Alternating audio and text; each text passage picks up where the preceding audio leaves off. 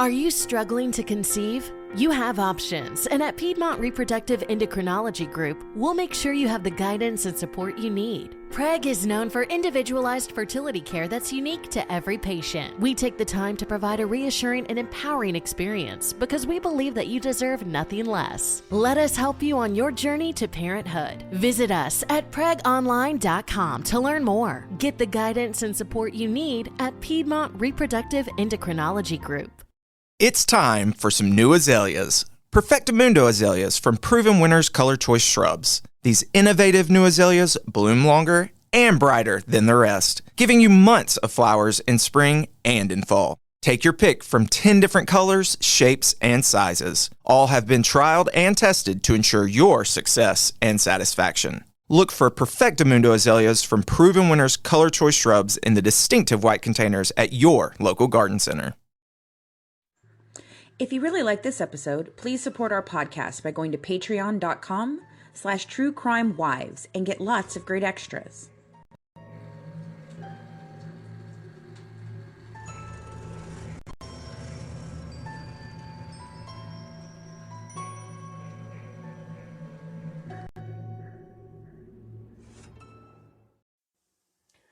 On the Good Wives Guide to True Crime, we discuss crimes that some may find disturbing. Listener discretion is advised. Hey guys, welcome back to the Good Wives Guide to True Crime.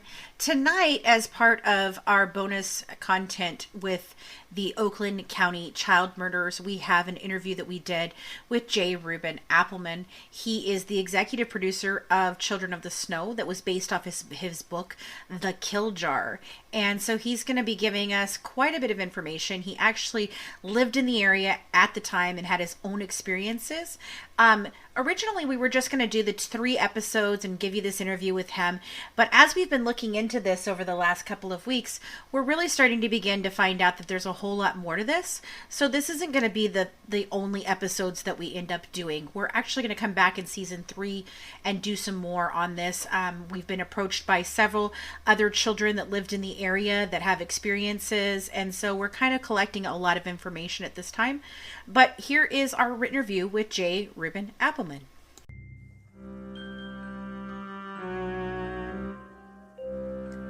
Hey folks, it's time to grab your glass of wine because the Good Wives, Fancy, Colleen, and Christina, are about to serve up another true crime case.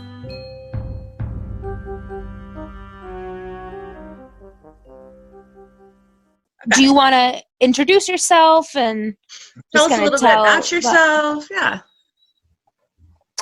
Tell you a little about myself? Yeah. Okay. So I know who you are and Colleen knows who you are, but our viewers may not know who you are. Sure. So how about just sticking to, sure, I'll just launch into this. I grew up in suburban Detroit, and at the time I was growing up, there was a set of serial killings in the early 70s, mid 70s, excuse me, and I had a regular suburban Detroit, blue collar suburban Detroit, I should say, upbringing. Lower income suburbs just outside of Detroit proper. So maybe you jump on the freeway and you're in Detroit in 4 or 5 minutes. Detroit proper. And so I lived in a very nearby suburb called Southfield, and it's still a very blue collar, low income place today. It's typical upbringing of running around by myself from the time I was 5 or 6 years old, and crossing major streets to get into strip malls and things like that. Very typical for the 70s. And around that time, there was this serial killer, alleged singular serial killer at the time. That's what they thought, prowling the area more or less within 10 or 15 mile radius, and abducting children and holding them in captivity. And eventually those children were found dead after extended periods, dumped back out in the streets. And this was all happening while I was 6 years old. And by the time I was 7, somebody had tried to abduct me. The serial killings were still going on, and tried to get me into their car. Nothing happened, really. I ran away. But this was at a time in Detroit history where posters for this serial killer were plastered all over the area. The city was on its on a version of lockdown. You know, cars were stopped at every corner. People were manically looking for the alleged singular killer of these kids. There were millions of dollars had been pumped into the policing economy. It was the largest, financially anyway, the largest murder case in U.S. history at that time. More money had been put into that case than any case previously. There were 300 investigators working this case at the time. And I came of I guess it's not really coming of age, but I came into my world in the midst of all this. So very early on, my life was colored by the idea that children get murdered, children get abducted, get harmed in captivity, and eventually murdered. And not only was everybody colored by that came into being around that time, but I specifically more so was because an attempted abduction had occurred with me, and so I think I grew into this person at a very early age that is still the person I am now, an investigator at heart, somebody who sees. There's a line in my book, The Kill Jar, where I talk about seeing blood on the walls that nobody else sees, things like that. That sort of looking around corners when you walk. You know, I grew into this person that was very conscious of crimes happening around me, and they never caught this alleged singular serial killer. And I tell you why I'm always saying all this alleged stuff. Oh no, I know why. Yeah. So they never caught this person, and so I went about my years in this blue collar area of Detroit, and nothing ever occurred to sort of help anybody I knew or the people that inherited this case have any sense of resolution to the crimes. They stopped. Nobody really explained why. The task force that had been put together to help solve these crimes disbanded, allegedly because they had run out of money. And there were no leads. They thought that this serial killer would never be found. There was just no information to be had. And we moved on with our lives, at least physically, but almost the entire area of Detroit at the time, which was, we're talking a couple million people, had not moved on emotionally or psychologically or spiritually. And not only had those direct inhabitants of those crimes in their community not moved on, but the ancestors of those inhabitants would come to not move on. What I mean by that is that I went on to raise kids in a way that was a little bit more paranoid and a little bit more cautious and a little bit darker, and so the inheritors of the inheritors, of these crimes live with those crimes today. They're, what starts as 1 million people knowing about the murders ends up as 5 million, and the way they raise their kids changes, and it's so the effects of these crimes just linger and linger for decades, and when there's no resolution to them, and so that's kind of the world I grew up in. It's kind of the world that I accidentally propagated a little bit as well. And well, that's a hell of an introduction. Yeah. Yeah, right. That's like wow. So Powerful stuff in the first minute. Powerful stuff in the first 5 seconds. Yeah, like crazy. But so the what really got me into this case was Children of the Snow, and so that traces the decades-long attempts to solve the murder of 4 children in Metro Detroit that took place between 1976 and 1977. So I super interested because I'm just across the pond in Wisconsin. Yeah.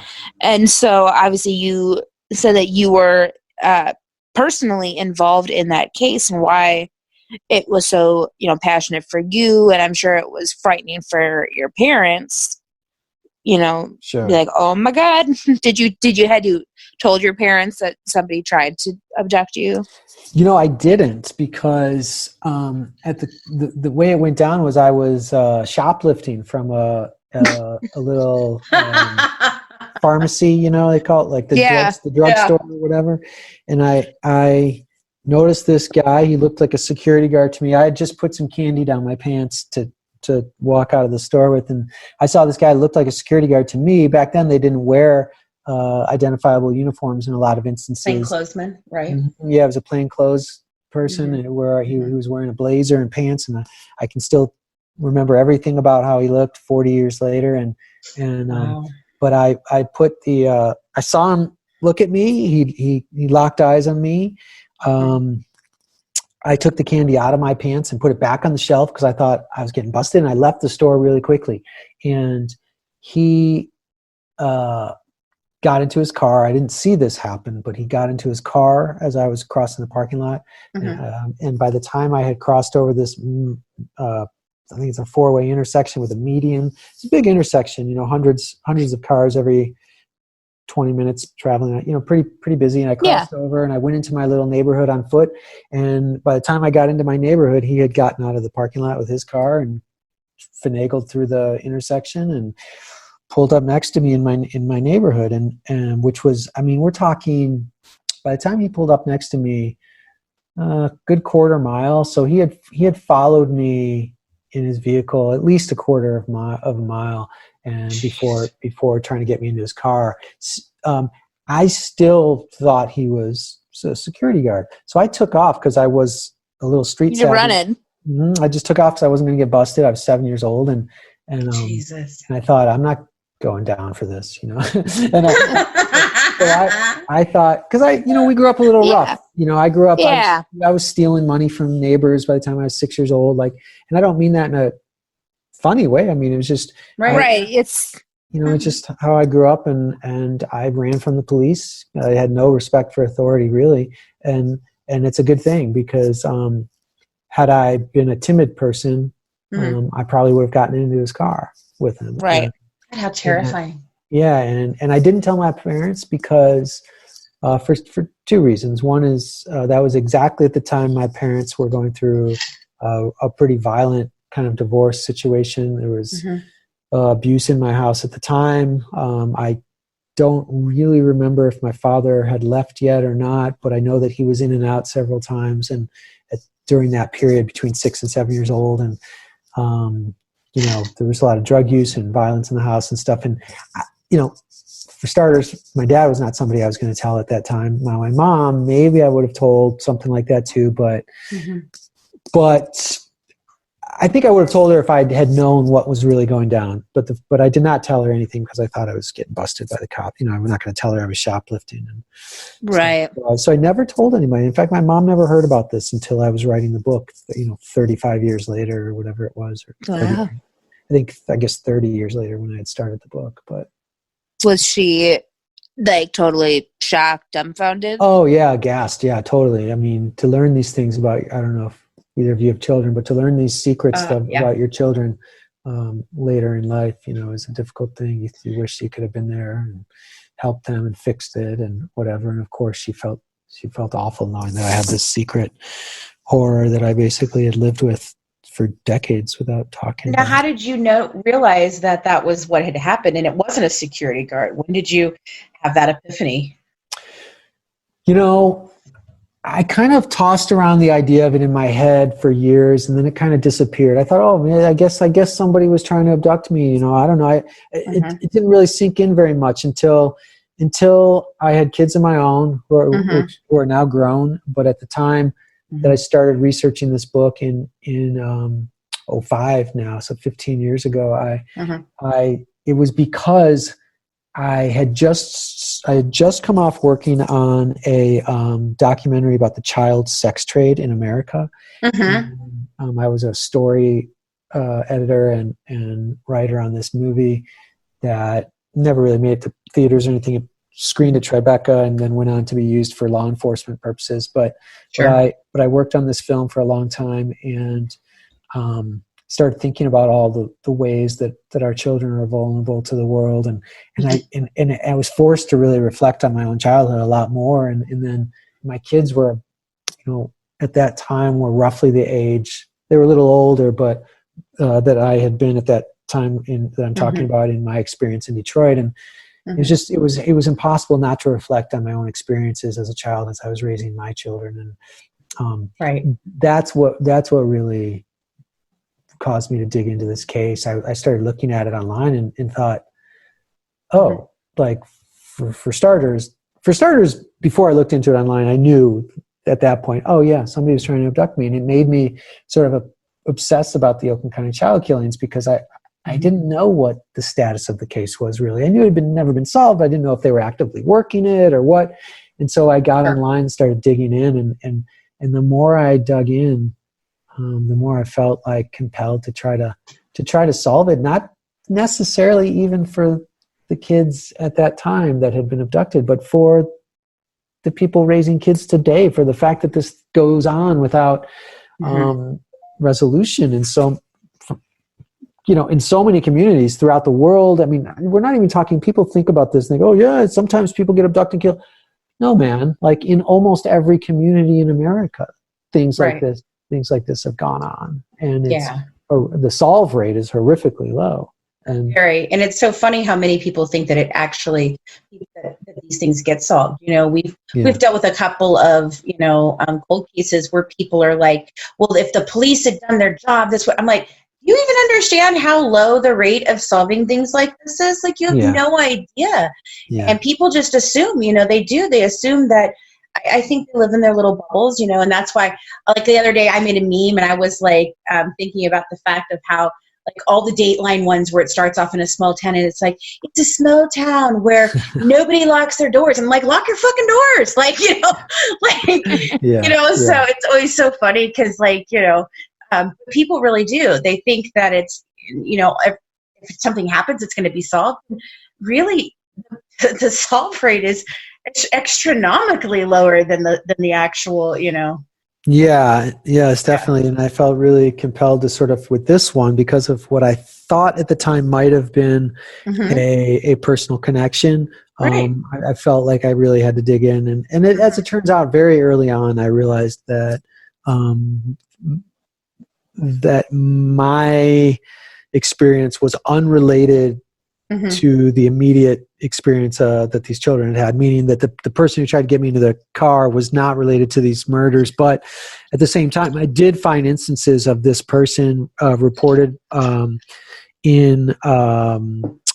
the time they were going around to schools asking children, did you experience anybody trying to abduct you or things like that, trying to get tips from kids. And this person that had tried to abduct me was very clearly identified by other like child tipsters at the time. So like another serial person in that area, maybe. Just a pedophile, not necessarily a murderer, but somebody picking up kids and molesting them. Yeah. Jeez. Wow. Definitely. That was, I read not only in those tips that I read, but in a specific news article talking about those tips I was able to find. And so this person that had tried to at least temporarily abduct me, had it definitely, if I had to gamble, I'd say 99% that the description of this person they were looking for was the person that tried to get me into his car for sure. So, wow. That's crazy. It's creepy. Yeah, it is. And so you've done the book, you've done the discovery, in the television series, and I guess you have a podcast too on about it. Yeah. Yeah. So I did the, it's interesting. I have a background in radio for a year and a half. I had I wouldn't say a background in radio. That sounds like I have 2 decades of radio experience. but for a year and a half, I did do highly produced, scripted, long-form interviews with writers and musicians and artists and politicians and people of other notoriety back in 2012 or something like that. And so I loved doing radio. I thought it was fantastic. And then I wrote the book, The Kill Jar, and then that was turned into the TV show. But after, I really felt like I enjoy the radio process. I might as well just do a podcast with all the information that was sort of left out of the book and the TV show. And so I've done, I can't remember, 11 or 12 episodes, but it's not like yours or other people's or popular ones. It's basically a dumping ground for information related to the Oakland County child killer case, where I just have gone in with a few guests so far, and really just kind of free-formed like conversations about what did we leave out, what do we know about the Michigan State Police, what do we know about this, that, but it's not structured, it's not highly produced with like where it's like edited in a certain way that follows a linear narrative or anything like that. So people who are interested in the case love it. It's called They Know, the Oakland County Child Killer, and but people who are just kind of looking for that structured like serial type of thing, that it doesn't have that kind of form. But yeah, we did that for our first season. We spent 3 years. Well, I spent 3 years investigating and researching the Gypsy Rose Blanchard case. I worked with the family and everything. And then Colleen joined me about a year and a half ago now. And Christina was one of the first people that joined me, and that's how they became co-hosts on this thing. But we were originally pitching a series. We were going to do a scripted series, and then do like a after show talk show with professionals in the industry and different things that would come on. And that didn't go really well. We had great ideas, and it was shopped for a while, and it's still being shopped now. But at one point, we lost our connection with the family. We started uncovering things that they didn't want us to put out there, and we felt like the whole thing was kind of like the truth is what we were after, because like you're saying, with what was in the book and what was in, Children of the Snow, you can only fit so much stuff in there. So our first season, it's kind of the same way. And at one point in time, just a couple of weeks ago, we were even talking about, do we want to remove it and put it somewhere else, because it's so vastly different than what we're doing now. But, it is what we started with. And it's like the same thing. It's like 13 episodes of us just diving as much as we can into the case and kind of rambling about everything, So some of our episodes are short, and some of them are almost 3 hours long, because we can't split it. So when we're talking like a medical thing, so one thing we did that too. Yeah, I noticed your involvement with that case, and the one the Gypsy Rose case. Now, and the one thing that's really helpful about that type of thing, opening yourself up to the podcast thing, is when you care about the case. So I didn't set out to sort of create a massive audience for myself as a podcaster, for instance. Right. It's just another. And that would be great if that happens. That's great. But it's just another way to get out information about a case that I care really deeply about. And so, even though it hasn't been massively received or something like that, when you see 10,000 downloads or whatever, you're still like, oh, this is awesome. 10,000 more people or whatever it is know about this, right? Know about the case. And so, and the great thing about having those links live is it never goes away if you don't want it to. So for 20 years, people can still listen to that podcast about the case, right? And so it's fantastic. It's a fantastic way to go. Right. We do some single episodes of just a brief case, or we have a lot of series that we do 2-3 episodes, or even like a whole series of episodes. If the cases are so long that they need more time to talk about. And so when I watched this case, Children of the Snow, not only did I love how it was produced, it's very different than a lot of investigation discovery shows, and not investigation discovery, but it was just a different kind of format to it. And it was very highly well produced. But the show talks about a theory involving the link between the murders and the pedophile ring. Yeah. And so how did you get to make that connection? So did you see Children of the Snow on Hulu, or did you watch it right on an ID channel, or Hulu. I'm just curious. Okay. Is it different on one than the other? No, I'm just curious about where people are watching it. Okay. It's just like, is there more that we didn't see? No. I mean, I've just been involved. I was involved with the show for such a long time. It's just, it's just of interest to me. What's going on with it? Where are people finding it? What's the reception and stuff. I know that. I mean, one thing in terms of reception, this is not your question, but since I just mentioned that, the the first week it had 1.5 million viewers, which was fantastic. Wow. And that was well over a year ago. February, it was a year. It came out, I think it was February. 19, yeah, February 19. And so this February, it was a year. So we're just a couple months past a year. And I don't know how many it's had now, but I know that in the first week, 1.5 million. So it feels like many millions of views at this point, which is great. 5 of them have been me. Awesome. 5 have been me too. I watch it all the time. I actually got really interested in it. Oh, cool.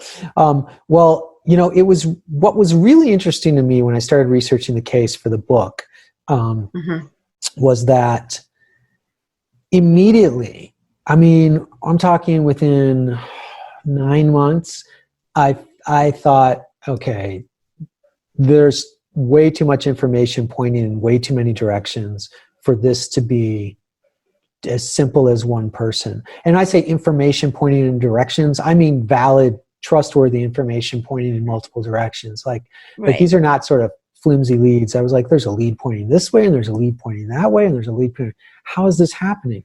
If there's some lone serial killer, because that's what I set out to try to find. And it was very early on when I was looking through the documents, and I say the documents all the time, I mean thousands of pages of FOIA documents from the Michigan State Police, from all of the multiple counties surrounding the crimes that were touched directly by the crimes, 5 or 6 different cities. I mean, thousands of pages of police documents, transcriptions, autopsy reports, just everything you could want. And immediately, once I really, it took me a while to read through all this, but once I had read enough, within 9 months or so, I realized there was all these ancillary sort of notes, ancillary or whatever notes related to local child pornographers and stuff that they had questioned. Oh, they questioned this pedophile, or they questioned that pedophile, or that pornographer, and it was so strange to find that there was this deeply rooted, underground yet kind of well enough known by the police ring of pedophiles operating in Oakland County and Wayne County, which was these areas where the crimes occurred. And there were like, at the very least, there were dozens of well-known, previously convicted and now out on the streets again or something pedophiles, many of whom had really, really quality leads attached to them. And I can get into that for you, but then there were, and I will then, but there was also at the time, at the very same time as these crimes, there was a massive, dark sort of pornography. I shouldn't say massive, but the quantity of child pornography put out was massive. Pornography, you could call it a ring, operating out of this island called Fox Island in northern, off of the coast of Lake Michigan in northern Michigan. North Fox Island and South Fox Island are the two islands. North Fox Island was where this guy, Frank Sheldon, who was a wealthy so-called philanthropist who had inherited millions of dollars in Detroit, of Detroit money. He had owned this island in northern Michigan. Yes, North Fox Island. He operated it as this camp for troubled teens, and he got kickbacks. Got kickbacks from the federal government and the state government to so-called help teens by giving them a nature experience and stuff. And but he, in actuality, he was operating. He was running an operation where he could systematically molest and photograph children, and then he was selling that for pornography and duplicating it and spreading it out over the country through circuits. So at the time I was digging into the case, I was seeing all this other stuff in the documents. Like, why are the Michigan State Police talking about, what is this Fox Island that's thrown in with the Oakland County child killer documents? Why is this even in here? And so I started to sort of manually piece it together. I had no investigative experience at the time, although later I became a fraud. After working on the book for many years, I became professionally a fraud investigator for, well, anyway, I was a fraud investigator. Now I work as a private investigator. And but at the time I had no investigative experience when I started back in 2005. But I started doing what I saw on TV, like everybody thinks of, let's put some paper on the wall and draw up a link chart and see Right. but I didn't know what I was doing until, in some ways, I almost didn't have to. It was mind-boggling to me that I realized at that time how easy it was to link this person with this person and that person with this guy and this Fox Island with this person. I thought, how in the world have hundreds of investigators looked through these documents and not put this together when it was so easy for me to do in a very short time? And that's when I realized, oh, they have done this and they know what I know already. They're just not talking about it. Right. That was sort of, these two things were happening. One is I was really realizing that this was not a lone serial killer, that this killer of these kids had to either be multiple people, or the one person who maybe actually killed them had to have been tied to these other child predators. And it was so obvious through the documents. And then it was also so obvious that North Fox Island had to have been attached to all this, because the documents were telling me. It wasn't conjecture that I woke up with in the middle of my sleep and thought, aha. I mean, the shit was all there laid out for me. And so it was just mind-boggling that all of this information was there. And when I dug into it, are you struggling to conceive? You have options, and at Piedmont Reproductive Endocrinology Group, we'll make sure you have the guidance and support you need. PREG is known for individualized fertility care that's unique to every patient. We take the time to provide a reassuring and empowering experience because we believe that you deserve nothing less. Let us help you on your journey to parenthood. Visit us at pregonline.com to learn more. Get the guidance and support you need at Piedmont Reproductive Endocrinology Group. It's time for some new azaleas. Perfectamundo azaleas from Proven Winners Color Choice Shrubs. These innovative new azaleas bloom longer and brighter than the rest, giving you months of flowers in spring and in fall. Take your pick from 10 different colors, shapes, and sizes. All have been trialed and tested to ensure your success and satisfaction. Look for Perfectamundo azaleas from Proven Winners Color Choice Shrubs in the distinctive white containers at your local garden center. Very, very few people knew about this at all. And I'm talking just cops, really. And one of the things that happens now, because I immediately and some of the family members of the victims, immediately as I started communicating with them, we started putting things out online and stuff. And now, like one of the things somebody said about my book, they'd recently read my book, they said, I could find all this shit online. I didn't need a book for it. Yeah, because I put it online. Like,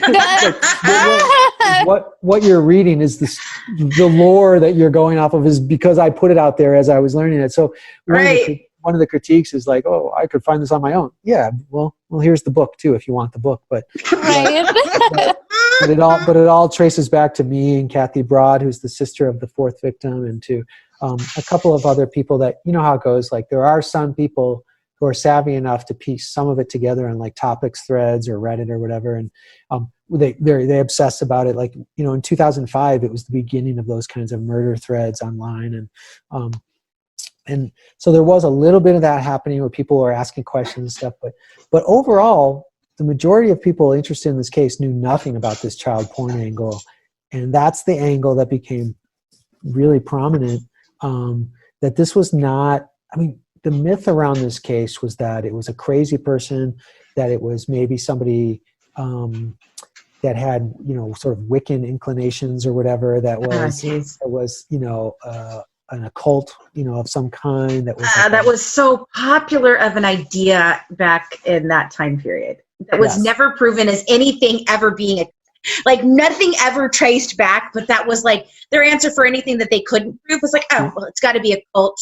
It's got to be a satanic, that was the big thing, but it never happened, it was so crazy. It's so funny that you say that.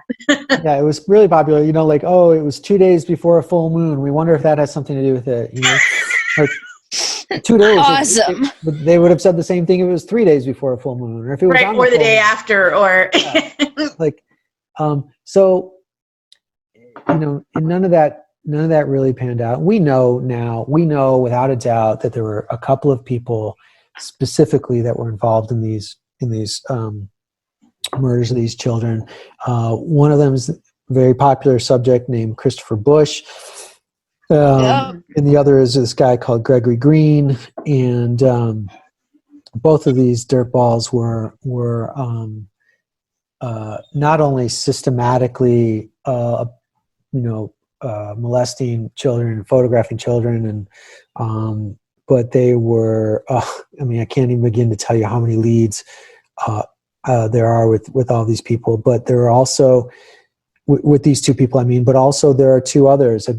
One is a guy named Art Sloan, and one is a victim. At the time, he was a victim, a guy named Vince Gunnels, a molestation victim to this Christopher Bush and Gregory Green. He was a teenager at the time, but he ended up, even though he had been victimized by them, he ended up rolling around with them in their vehicles and such. And there are hairs that they have recently, in the last 10 years, they have recently traced to two of these prime suspects. One is Vince Gunnels. Although he was a victim, his hair was found on the body of one of the dead children, and Art Sloan, who was a convicted pedophile, who is now a convicted pedophile doing life, but his hairs pulled from his vehicle matched to one of the victims as well, although they are not Art Sloan's hair. So. That's interesting. Yeah, so what we have is and there's enough evidence or enough allegorical and circumstantial and all this other kind of shit pointing to at least Gregory Green, Christopher Bush, Vince Gunnels, and Art Sloan knowing something about these murders. Gregory Green and Christopher Bush, we can say for sure that these people. Anybody with common sense can say for sure that those two people molested these children and had something to do with their abductions. Vince Gunnels, we can say, knows something about what happened. And Art Sloan, it's a pretty good shoe-in that he also knows something about what happened as well. It's a long story, and so I don't know how much you want to get into, but I will tell you that those four people specifically have enough things pointing directly at them that we can say without a doubt that there were multiple people involved in either the abduction, the molestation, being complicit, or in the murder of these kids. So it's somewhere along the chain of custody of these kids. These four people were either involved or complicit. We know that. There's no way around that. Any cop with common sense can tell you that. Any investigator who's spent 3 months doing any kind of investigative work could tell you that. Any common citizen who gets all the documents can tell you that. And now cops are coming out and saying that, like you talk, this started from talking about children with snow, but we had I talked for 3.5 hours on camera with this guy Jack Kalfleisch, who was an original task force member. Only about, I don't even remember, maybe 30 seconds of that made it into the show or something, but we were on camera for 3.5 hours, and Jack Kalfleisch, this guy has been with the case since '76, agreed with all of the things that I put out there about this case, about who's involved, how it probably went down, what kind of evidence was collected and hidden or ignored, or what kind of power brokers manipulated the strings on this case. The reason some of that happened is because Christopher Bush was the son of a really wealthy auto executive at the time, a General Motors executive.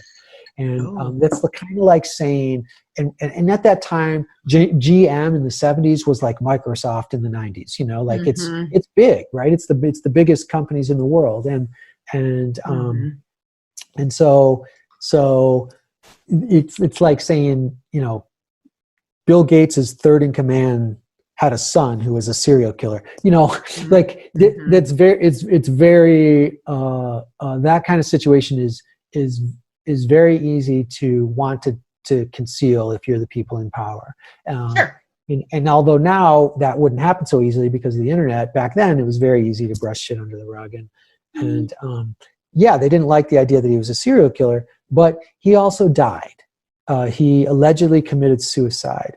And very shortly after his alleged suicide, which when you look back at the suicide looks like a murder, not a suicide, very shortly after that, the task force closed up shop and moved on and said they had no more money to investigate.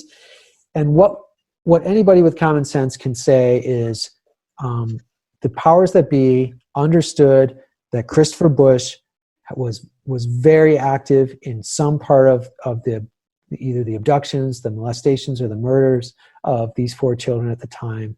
And if you unraveled that thread, then you would get to the heart of this entire case. And you really couldn't do that because, meaning if you looked into Christopher Bush, this case, it would become very clear that he was complicit in these murders, and you couldn't do that. And so after his death, they basically turned a blind eye to the rest of the case. They felt like they understood what had gone on, and they moved on. And Jack Kalbfleisch, the cop who was an original task force member, believes that.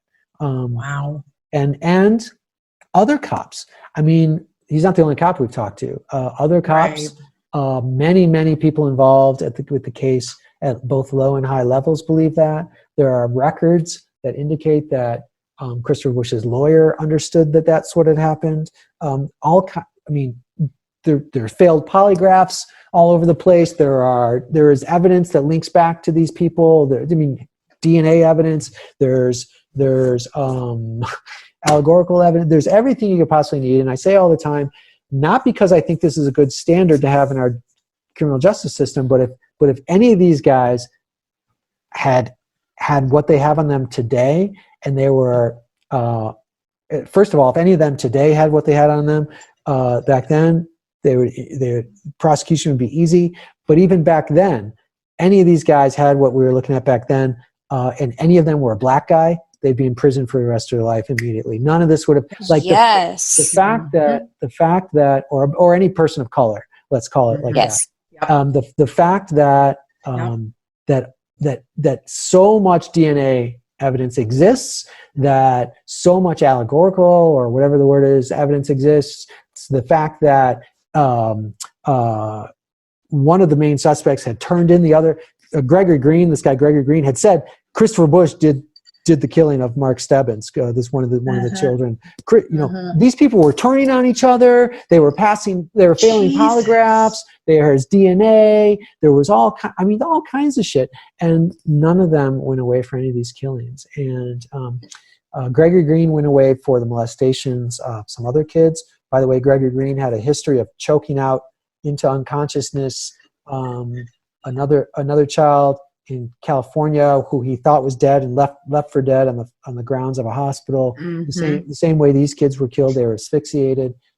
Gregory Green was found guilty of 50 counts of child sexual misconduct, or whatever they called it back then.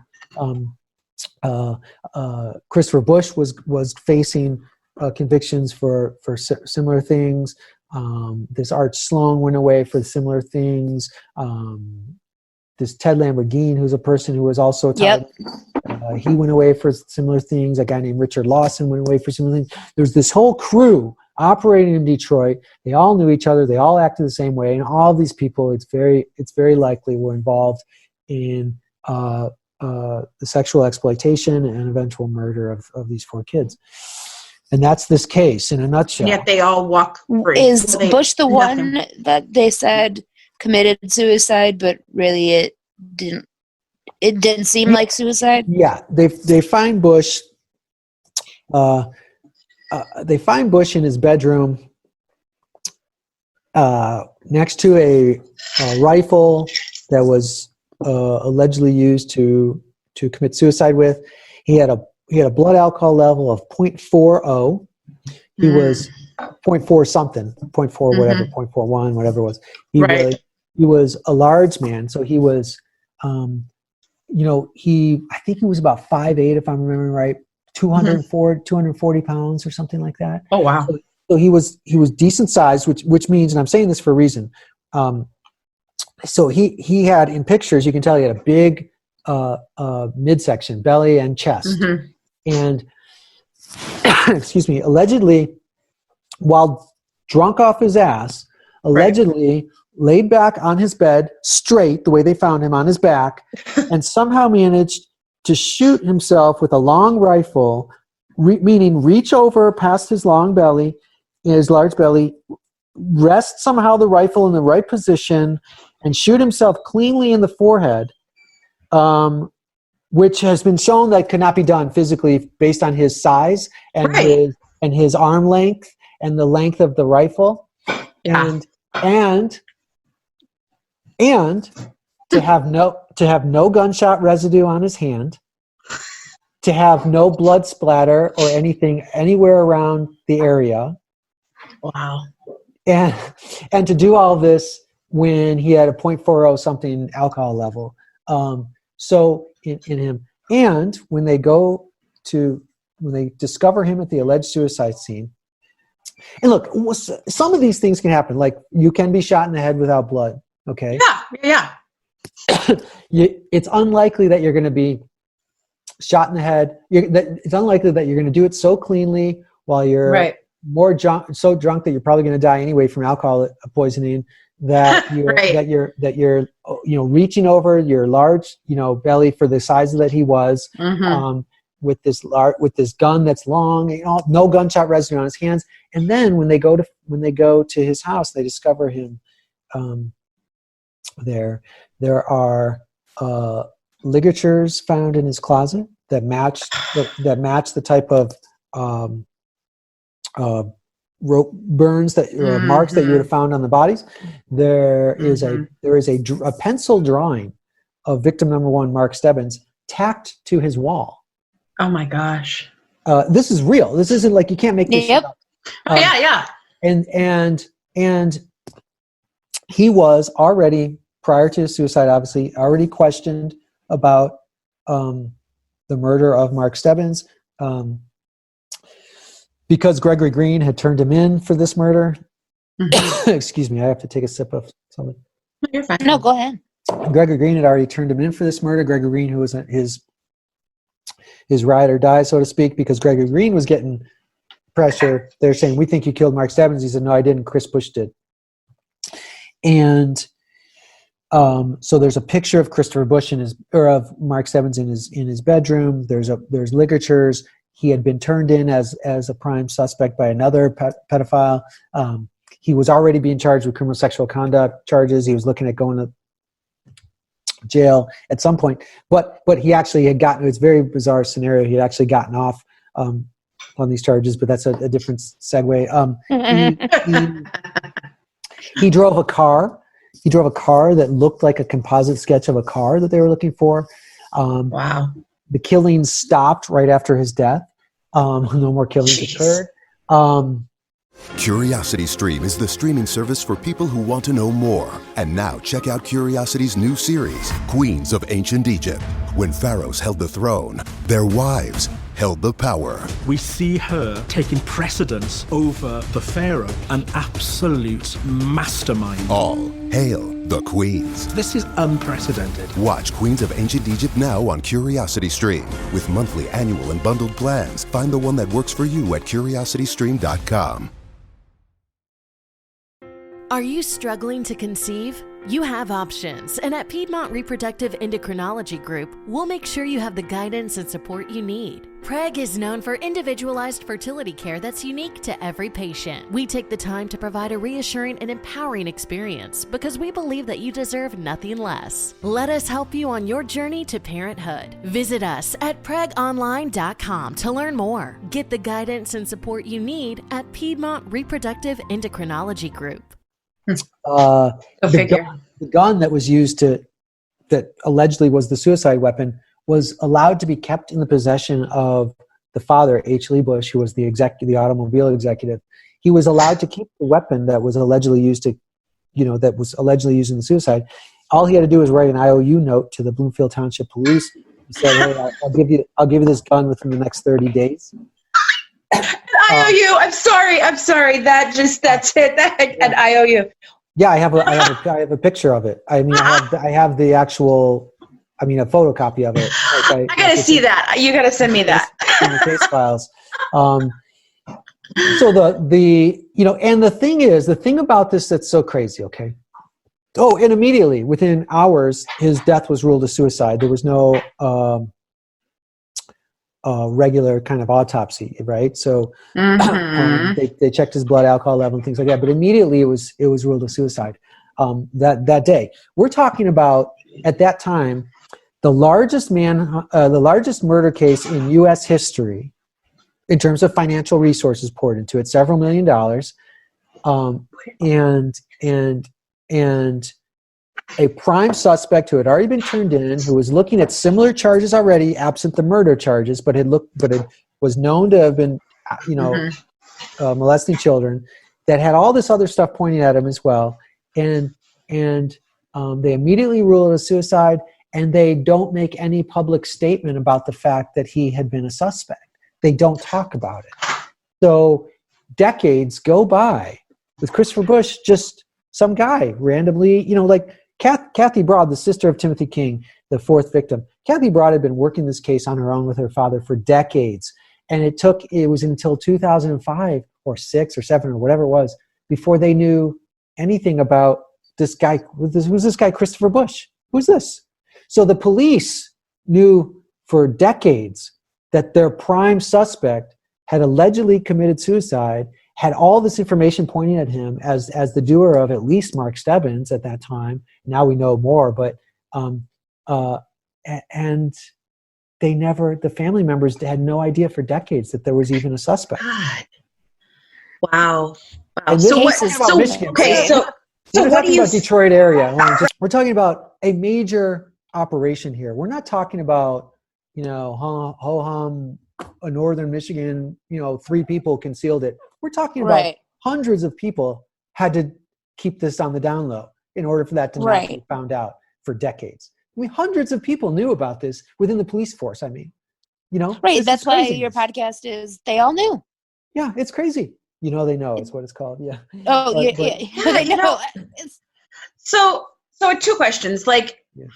How does that make you feel about this? That it totally could have been taken, done, and they could have prosecuted, they could have done all these different things. How does that make you feel? And second of all, what do you actually think if it, we're saying it's allegedly a suicide, what do you actually think happened? What do I actually think happened to Christopher Bush? Bush? Yes. Well, I will tell you that I am positive that somebody connected to the case killed him. Mm-hmm. And the people that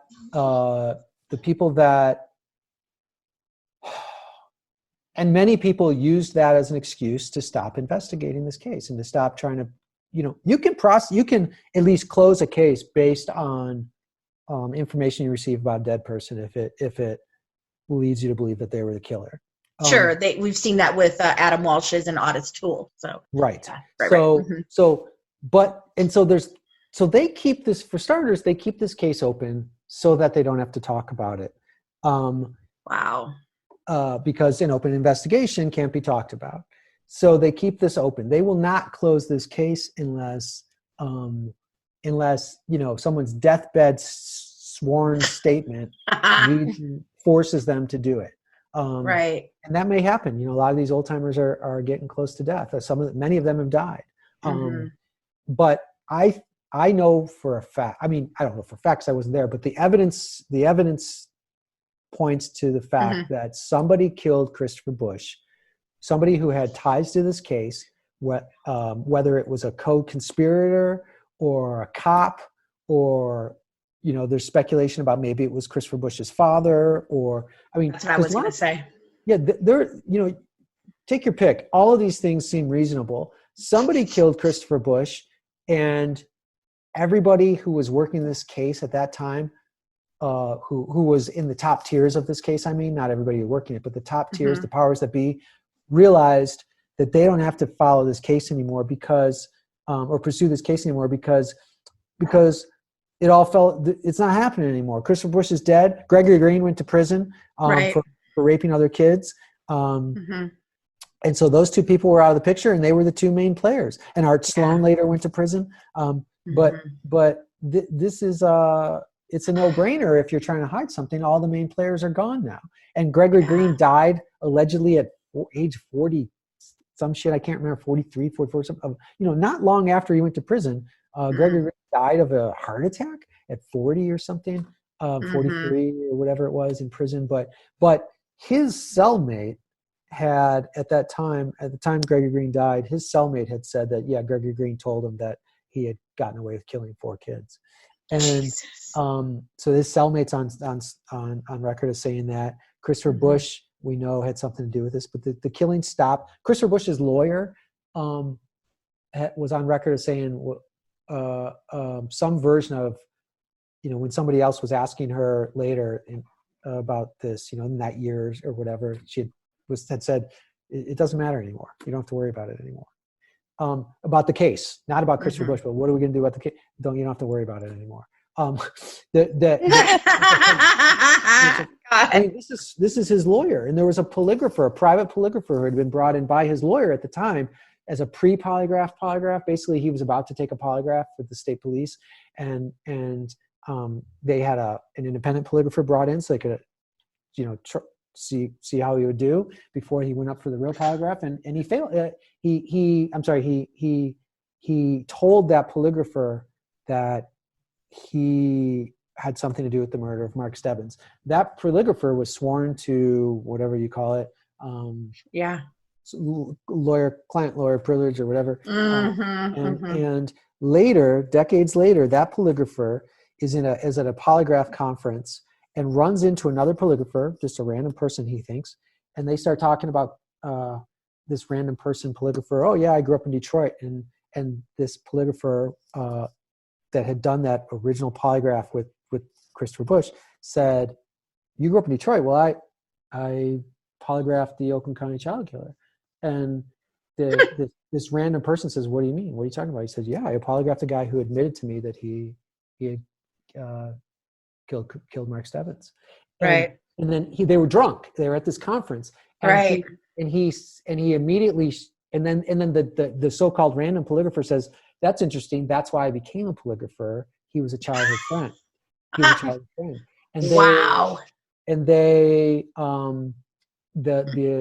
the guy who blabbed immediately shut down, realized what he had done. He had breached client privilege or whatever, even though the client was dead, but he had made a critical ethical error. And later they took him to task. They forced him, I forget what you call it, but a lawsuit, they subpoenaed him to court, whether it was the grand jury or whatever was happening, because at 1 or 2 times they called the grand jury, which ended up being nothing.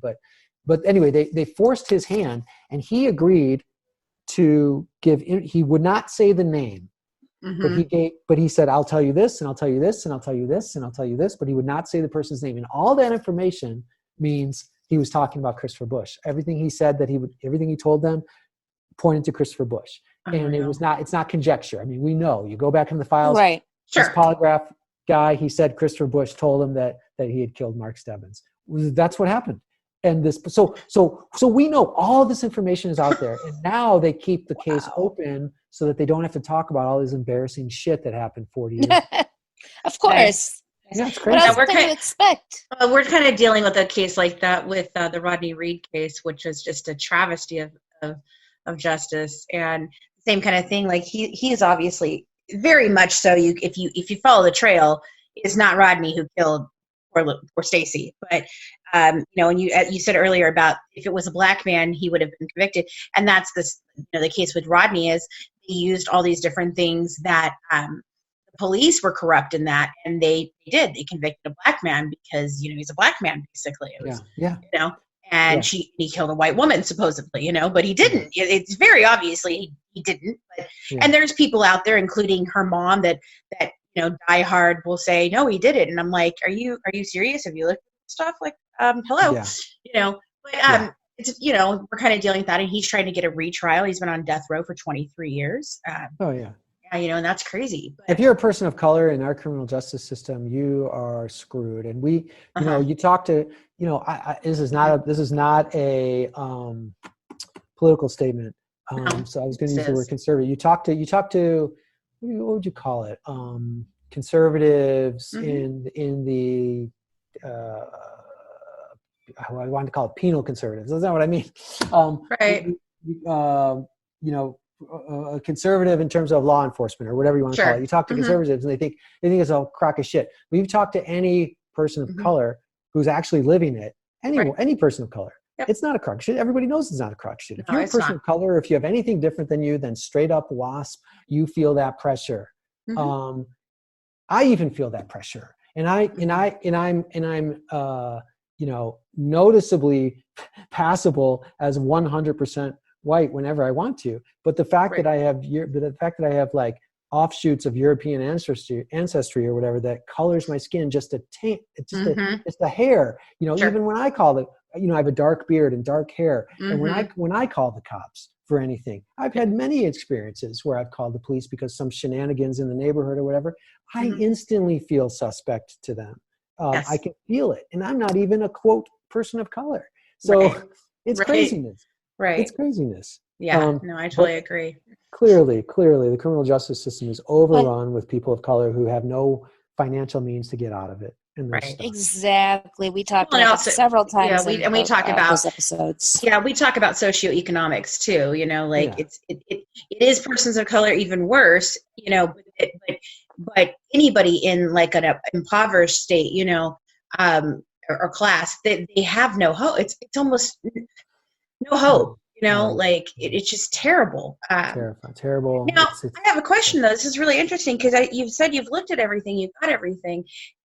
The records, if the case is an active investigation, generally those aren't available. So, is it that they were available at one point and then now they're not? Or okay, right. So I have not looked at quote everything, but I have, but Barry King he's the primary source. Barry King is the father of the fourth victim, Timothy King, and Barry King was an active practicing attorney at the time his son was abducted. And Kathy Broad, which is formerly Kathy King, Tim King's sister, worked as an attorney for many years. Went on to become an attorney, after his abduction, and worked as an attorney. And so there were two attorneys in the King family that were actively pursuing documents throughout the years.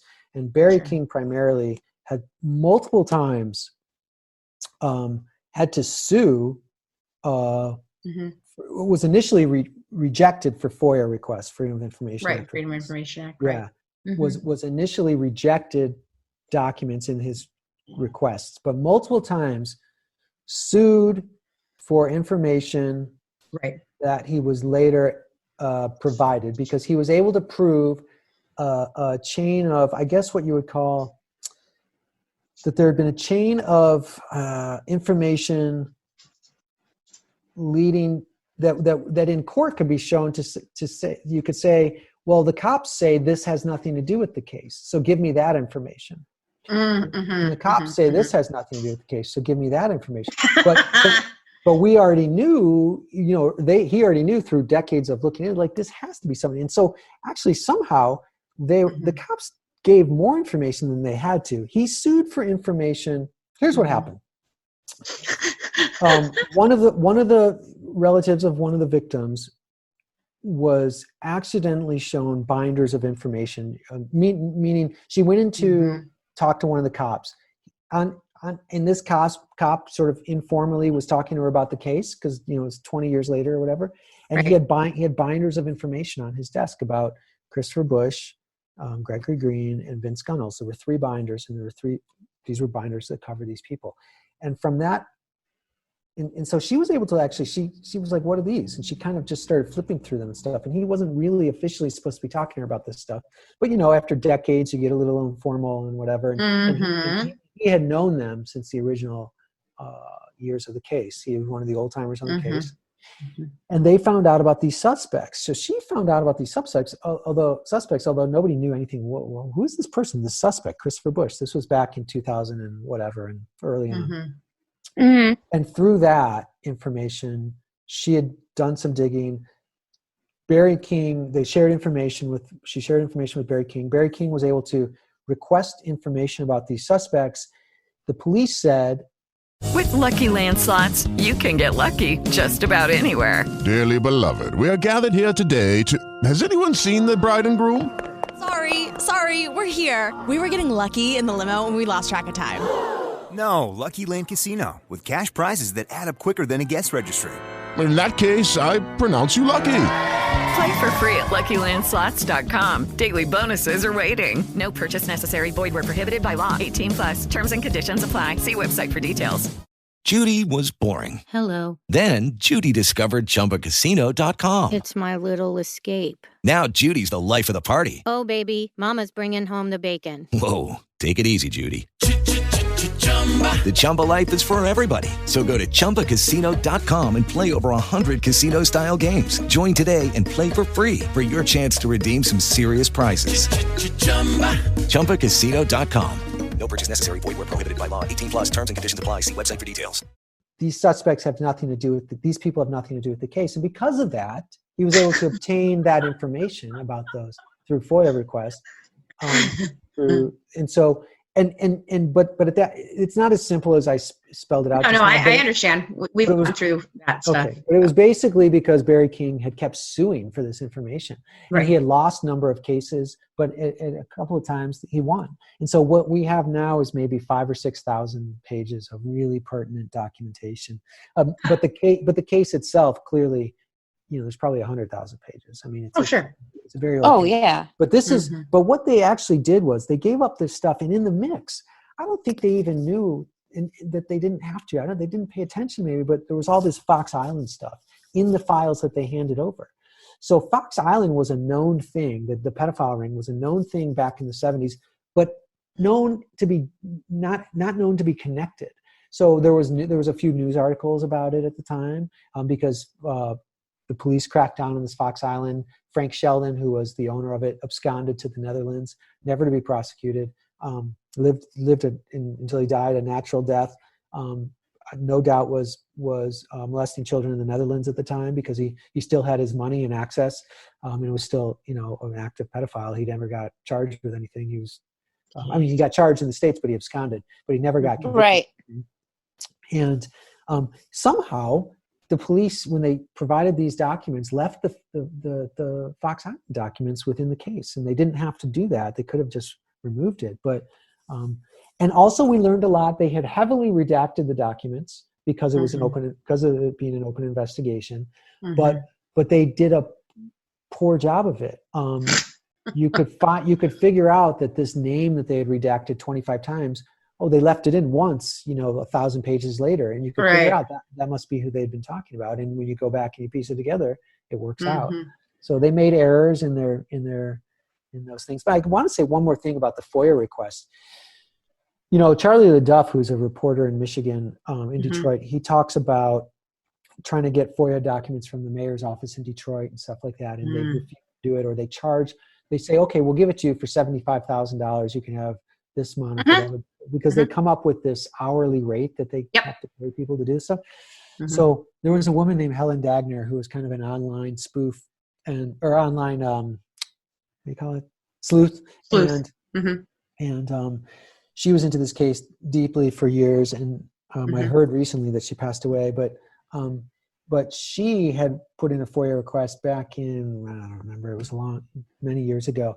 And I have her FOIA request. Her FOIA request was in the documents that were turned over from FOIA. And her FOIA request received a letter that they had written to her in response to her FOIA request was in the documents. And they wanted to charge her, it was something like $880-something thousand case files. Wow. So they didn't deny her request. They just make it absurdly, 800. I have this document too. It's insane how they write it out. Like it's like $39 an hour, 127,000 hours, or whatever whatever the hell it was. Right. I know. Yeah.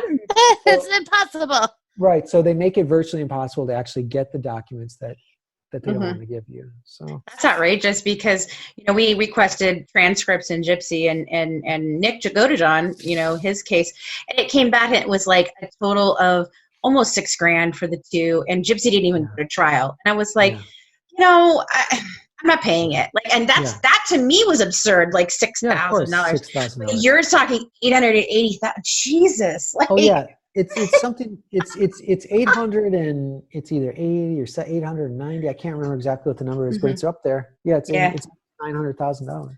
That's crazy. Like, and FOIA is nuts as it is. Like, it's so different, and it varies so much from state to state to state to state. Like, we got the Susan Powell ones, and and that's still a cold case, but it's been officially considered a cold case. So when they officially consider it a cold case, then you can request, that they make a decision of what they're going to release, So when I called for those, the lady laughed. She just started laughing, and she goes, "Do you have any idea what you're requesting?" I said, "Yeah, I'm pretty sure I know what I'm requesting."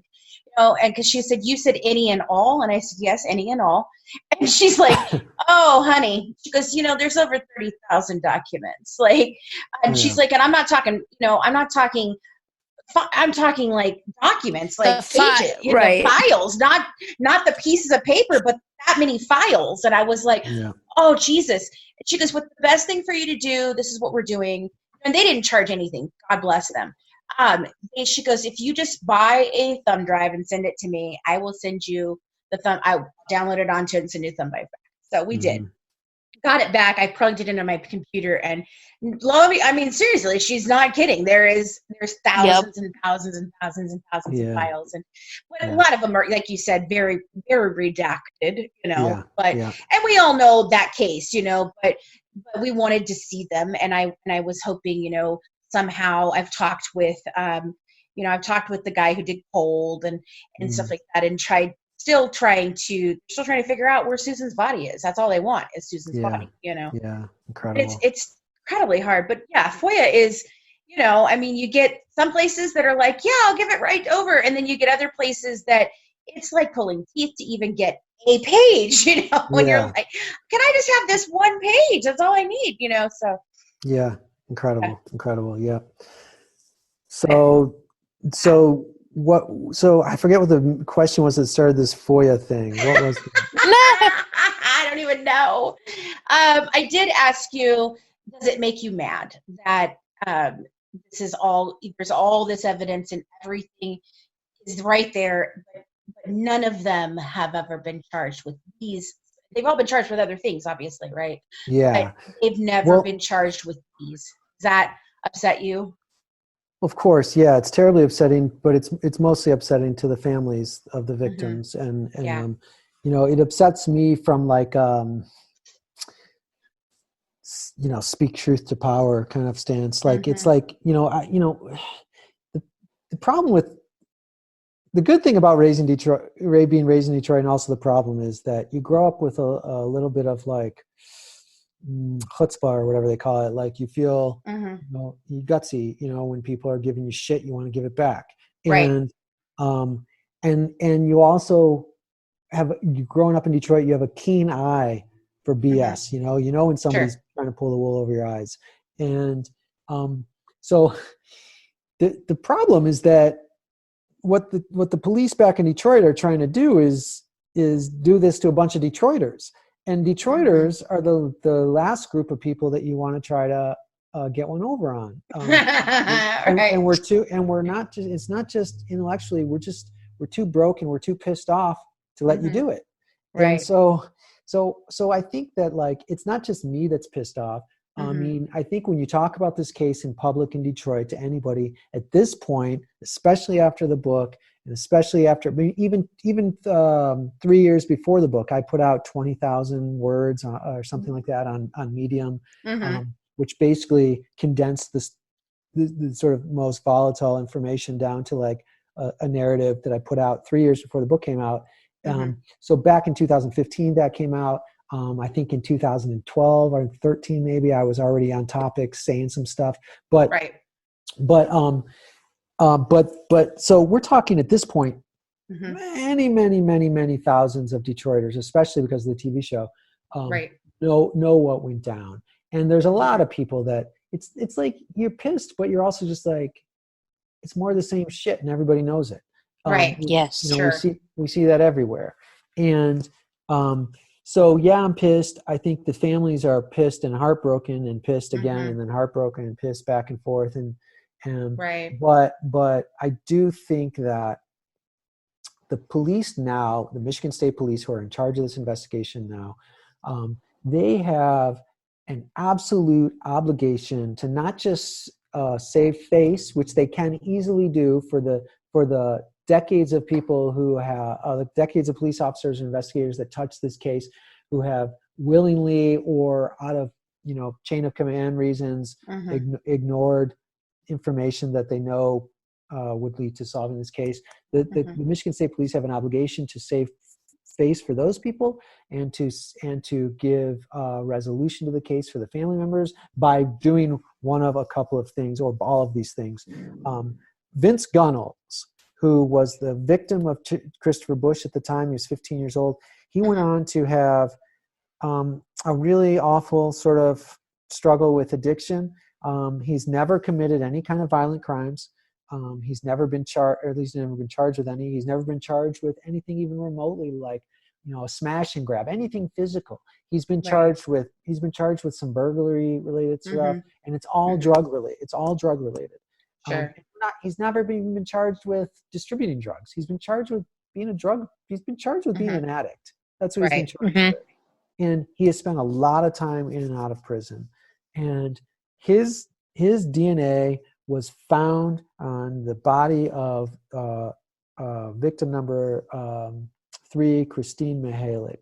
His DNA was found on her body. And we know that the only reason his DNA was found on her body was because he was around Christopher Bush all the time and around Gregory Green all the time. We know that. Vince, and maybe some cops have speculated, or Jack Kalflesh has speculated, maybe it's Vince Gunnels who carried Christine Mihalik out into the snowbank where she was dropped. It's possible. That's how his hair got on her.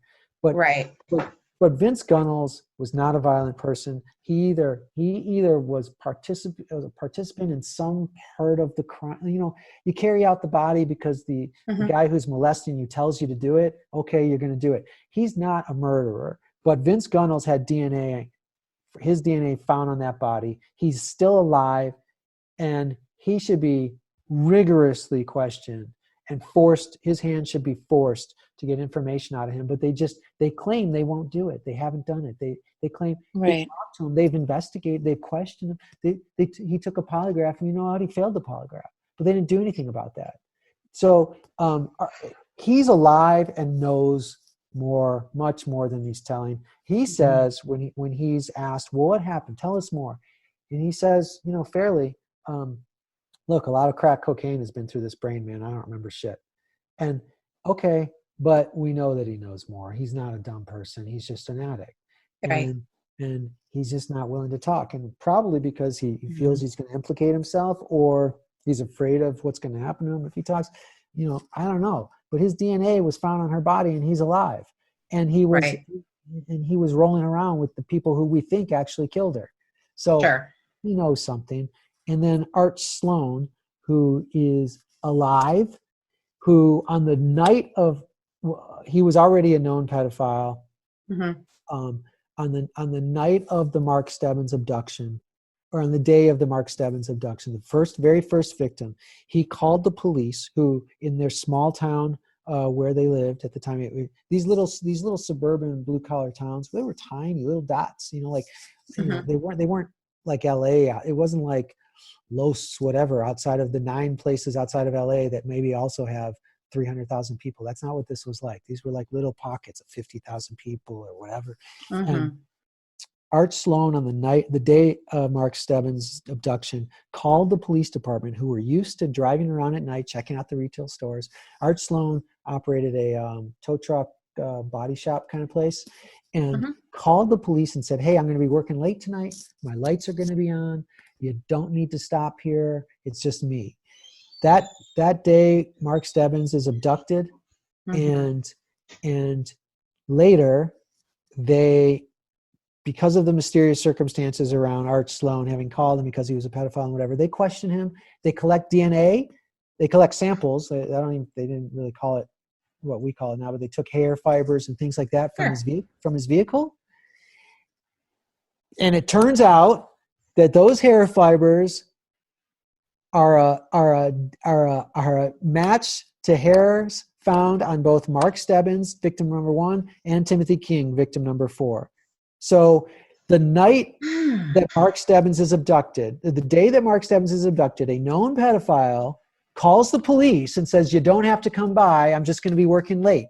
They collect hairs from him later, much later after the abduction, And those hairs turn out to be a match to hairs found on the boy that was abducted that day. So he is alive, doing life for other molestations. Sure. They know that hairs found on his property, which was searched because he was made a weird freaking phone call on the night of the Mark Stebbins. Right. He was searched specifically in relationship to Mark Stebbins, and years later they find out, oh, the shit we searched turned up to be a match to Stebbins.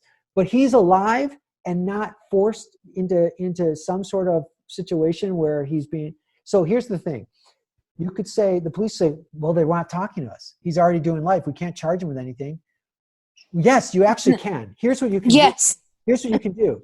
You can lay out a case, even if you believe that Vince Gunnels was a victim, even if you believe that Art Sloan doesn't know anything, even if you believe all that.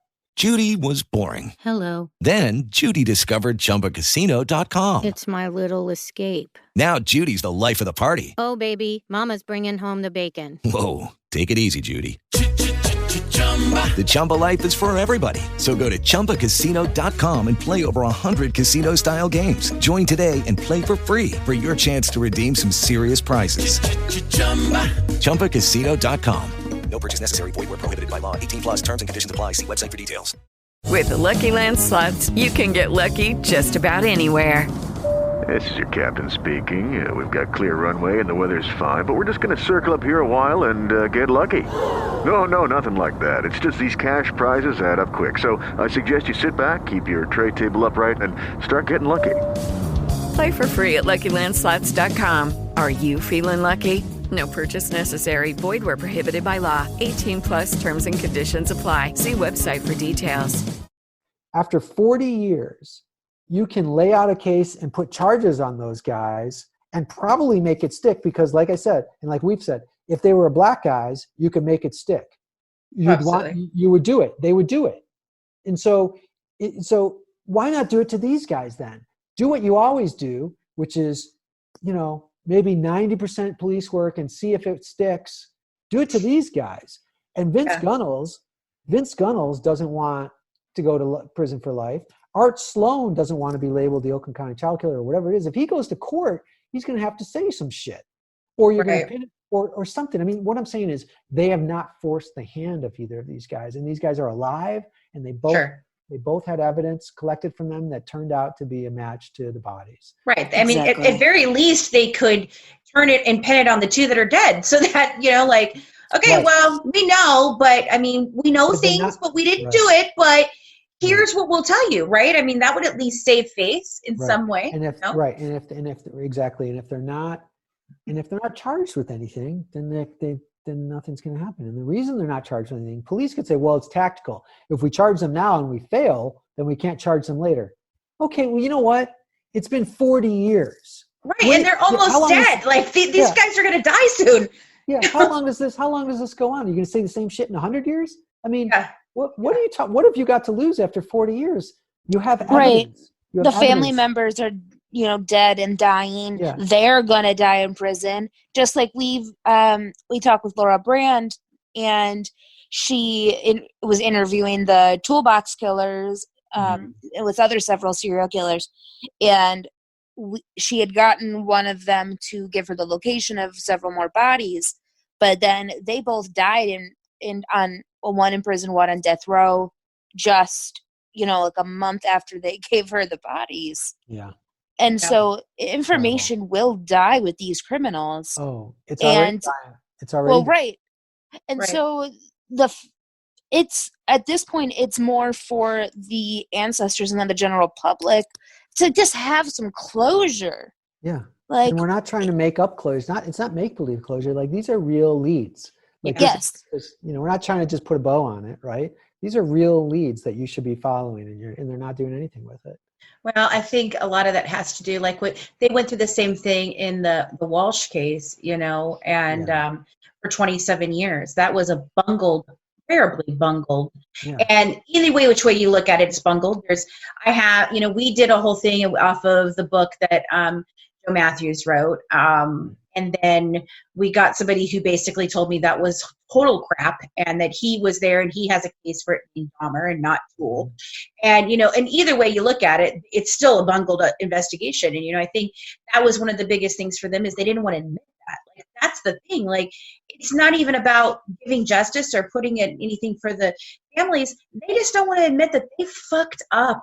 Yeah. Like, and that's why that case just didn't close for so very long because nobody wanted to take responsibility and say, hey, you know what? All right, dude, we made some mistakes and we're very sorry. And yes, it took 27 years, but here's what really happened, and this is 40 years. Like, good God, just say it. Like, I mean, none of those people are still freaking on the force probably. Like, at this point, just admit, hey, you know what? 40 years ago, it was really hard and we made some mistakes. And we wouldn't have made those mistakes now, but. Yeah. You know why they're doing this? I mean, I think if it doesn't get forced out of them within the next year or two because of all the attention that this case is getting, then we are about at the very most maybe 10 years from this happening, because what's happened is a couple of the prosecutorial entities that dropped the ball back then are still actively working within the system in Detroit. So even though it was 40 years ago, they're either highly connected still to the system or they're actively working in the system. I mean, it's kind of crazy. And also, believe it or not, several of the police officers that are working today in the force are the children of the task force members that were working back at the time. So there's also this kind of connection, which is that one guy, is unwilling to look at certain things because his dad was attached to that thing. Yeah. Right? So this is happening. So that's kind of crazy. One of the people that was highly suspect to me as a police officer concealing information and stuff, he's dead. Two of the, other prime people, they're dead. There's a string of, there's like 2 or 3 suicides, alleged suicides or things related to the police officers that are now out of the case. The head of the lead investigator at the time went out in a murder suicide. He shot his partner and killed himself. One person who was heavily tied to this case allegedly was committed suicide, but there's no way around it that he was gunned down. He was one of the lead investigators as well back in the 70s, and he shortly after the murder stopped, they alleged that he committed suicide. He shot himself twice with 2 different guns. That's how they say he killed himself. Oh, no, I don't want just one bullet. Oh, wait a minute. So let me pick this one up too. Shoot from the other side. Both guns were found at the scene. One of the guns was his partner's gun. So, but this is not, I mean, you can't, it's like, you can't make this shit up. We say that all the time. We say it all the time. You wouldn't even try. You'd be, why? Right. Nobody believe this. No, okay. So, when I started off in the industry as a writer, because I was an actress, and I left and I did my thing with my family and I came back, and at 40, I was trying to figure out what I was doing, and so somebody told me to write. And so I did. And so I wrote a lot of fictional stuff, and I said all the time to the girls, I'm like, if I put this into a fictional thing, a fictional series, and said, hey, this is what I'm going to do this series on, people would look at you and go, that fucking can't happen. What are you talking about? No, it actually did. I hate to tell you that. It's not, but you can't. You can't make this shit up. You can't. Yeah. So what do you think? So the island really, that's fascinating. And so is there nothing being done on that either? It just, oh, well, there was an island and these people did things and there was a ring and screw it? Or do you think that'll ever get looked into more? Or do you have plans of looking into it more, Well, first of all, I think a lot of the conversation around that is kind of moot because the leader of the pack, Frank Sheldon, he absconded to the Netherlands. He lived for many years there. Right. his ties were not just to Detroit, were not just financial but political. His family was the family that basically developed the mansions in Detroit. There's an area of Detroit called Grosse Pointe, and those are the big old money mansions that were built. And his family developed that. They had ties to like actual like real solid, like what we think of as like robber baron industry kind of shit, like big business that built Michigan. And and there was no way they were ever getting him back. Although the FBI, tried to get him back, and they couldn't. The Netherlands wouldn't send him back, and he had political ties there too. He was tied to politicians in the Netherlands and such. And the Netherlands was a hotbed for child pornography as well. So he was right. All he did is pick up and move to somewhere where he, no doubt, had hundreds of victims. If I was ever going to do a second book about this stuff, it would center on Fox Island and on Frank Sheldon's victims. And I would love that. Love to do that. But it's actually quite dark, and I'm not sure I want to do that. I don't want to spend. Yeah, it is pretty damn dark. But they were able to prosecute a couple of people that were tied to Frank Sheldon. Gerald Richards was a guy who they prosecuted. But he didn't last long, and I mean, he didn't stay long in prison. He got out, and then a couple of years later, was already charged again with trafficking and child pornography. So nothing really happened to him. He went away for a few years. When I say ring, it goes outside the state of Michigan, like, and this is not. When I spell it out, it's very easy to see. This is not a surprise to anybody. It's basically there were East Coast. I'm not going to say mafia because I'm just I'm just speaking about what I read about. But there was East Coast organized crime, they were organized crime is in charge of the trafficking of all kinds of stuff, and organized crime was in charge of the trafficking of child pornography throughout the East Coast. It was organized crime, and Frank Sheldon was just a sort of a feeder into that. He was maybe the rich guy in the Midwest that was.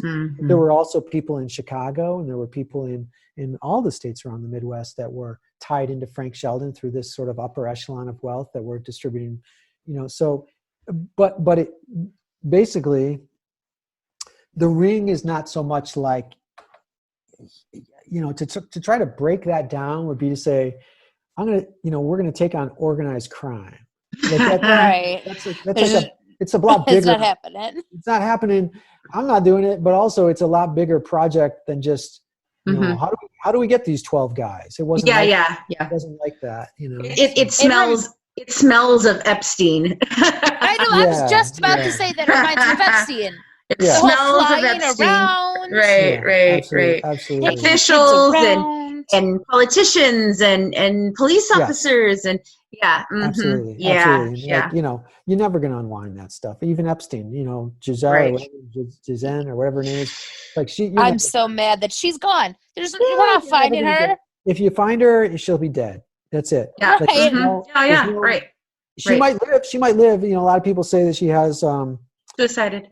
That she has what do you call one of those? I don't call it get out of jail card. She has a something. It's basically if something happens to her, then all this information goes out into the world. Yes.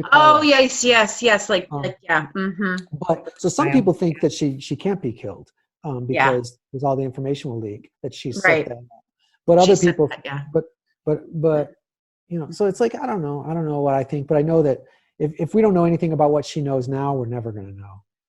Right. And everybody knows Epstein didn't kill himself. Everybody knows it's impossible. Oh, everybody knows. Oh, it's so crazy. It's so ridiculous. Crazy. This is real. We just talked with Joseph Scott Morgan about that case, and he's also talked about the Durst case with us, and that's one that I am just fascinated by, how this guy. Oh, Jesus! And that's another one where money, he has money, and so he's able to just do whatever. And his father got him this and that, and it just that one pisses me off to no end, And that's when those are the ones that. This is a funny thing, I always talk about, the kid that got off, Brock, that basically affluenza was his defense. And I'm like, that's not a thing. And so, I talk about, I grew up, my dad was gone. My mom was a single mom. She was very sick. She had juvenile diabetes. And so we struggled, and then when I became, when my husband and I got married and had children, we've had a lot of financial problems throughout our life. I didn't get to go to some fancy college or anything like that. And my husband came from blue collar worker, and so we've struggled. And so I've always talked about the fact of when I make it big and I have a big series and I get all this money and I do all these things and everything, I'm just going to claim that it's povertenza and I'm going to do all kinds of stupid crap and be like, well, I'm so sorry. You know what? I was poor all these years. And so now I have money and I have no idea how to deal with that. So I'm just being crazy. Because it's so ridiculous to blame something like that. And then we were looking, Colleen brought us an international case, the Junko case, where these five kids did this was it 5, Colleen, or 4? It was 5 teenage boys. Teenage boys. Who, one of them kidnapped a girl. They were in this Japanese gang, and then they kept her housed in they were 17. But they kept this girl in the guy's house, the 17-year-old's house with his parents there, and they raped and horribly tortured her, ripped off one of her nipples with the pliers, starved her, made her eat her own vomit. It's awful. Terrible. It was awful, straight up awful. And then they ended up, she ended up dying from the torture, and they put her body into a metal drum and filled it with concrete and left her in a ditch where people they abandoned old electronics and old construction stuff. And somebody actually found her because they actually didn't make sure her hair was in the concrete. So her hair was sticking up out of the concrete drum. Jesus. And it's terrible. But then these kids With Lucky Land Slots, you can get lucky just about anywhere. Dearly beloved, we are gathered here today to... Has anyone seen the bride and groom? Sorry, we're here. We were getting lucky in the limo and we lost track of time. No, Lucky Land Casino, with cash prizes that add up quicker than a guest registry. In that case, I pronounce you lucky. Play for free at LuckyLandSlots.com. Daily bonuses are waiting. No purchase necessary. Void where prohibited by law. 18+. Terms and conditions apply. See website for details. Judy was boring. Hello. Then Judy discovered ChumbaCasino.com. It's my little escape. Now Judy's the life of the party. Oh, baby, mama's bringing home the bacon. Whoa, take it easy, Judy. The Chumba life is for everybody. So go to ChumbaCasino.com and play over 100 casino-style games. Join today and play for free for your chance to redeem some serious prizes. ChumbaCasino.com. No purchase necessary. Void where prohibited by law. 18+. Terms and conditions apply. See website for details. their identity is protected by the court and the media, but the victim is not. She was underage too, because Japan had an underage, you can't say their name law. And they ended up getting like 7 years. And the reason being is do we take the rest of their lives and punish them for everything? These are 4 boys, do we take their lives and ruin their lives forever for one girl? And I'm like, yes, you do. Absolutely. Jesus. Yes, they don't get to go on to college and have lives and come back into society and be happy. No, are you kidding me? And you hear that all the time of it's these boys are Harvard boys and I don't give a shit. They did some heinous crap. I don't care who you are, Incredible. So, yeah, Incredible. I mean, it's just you'll stick the same amount of time somebody will get for having an ounce of weed in some states. Yes. You're like, it's true. These are just, okay, that's fine. Yeah. All right. Makes and sense. These are just, it's insane. It's insane. So you also produce and write other documentaries, and you've written some other books. So what's your favorite genre to write and produce?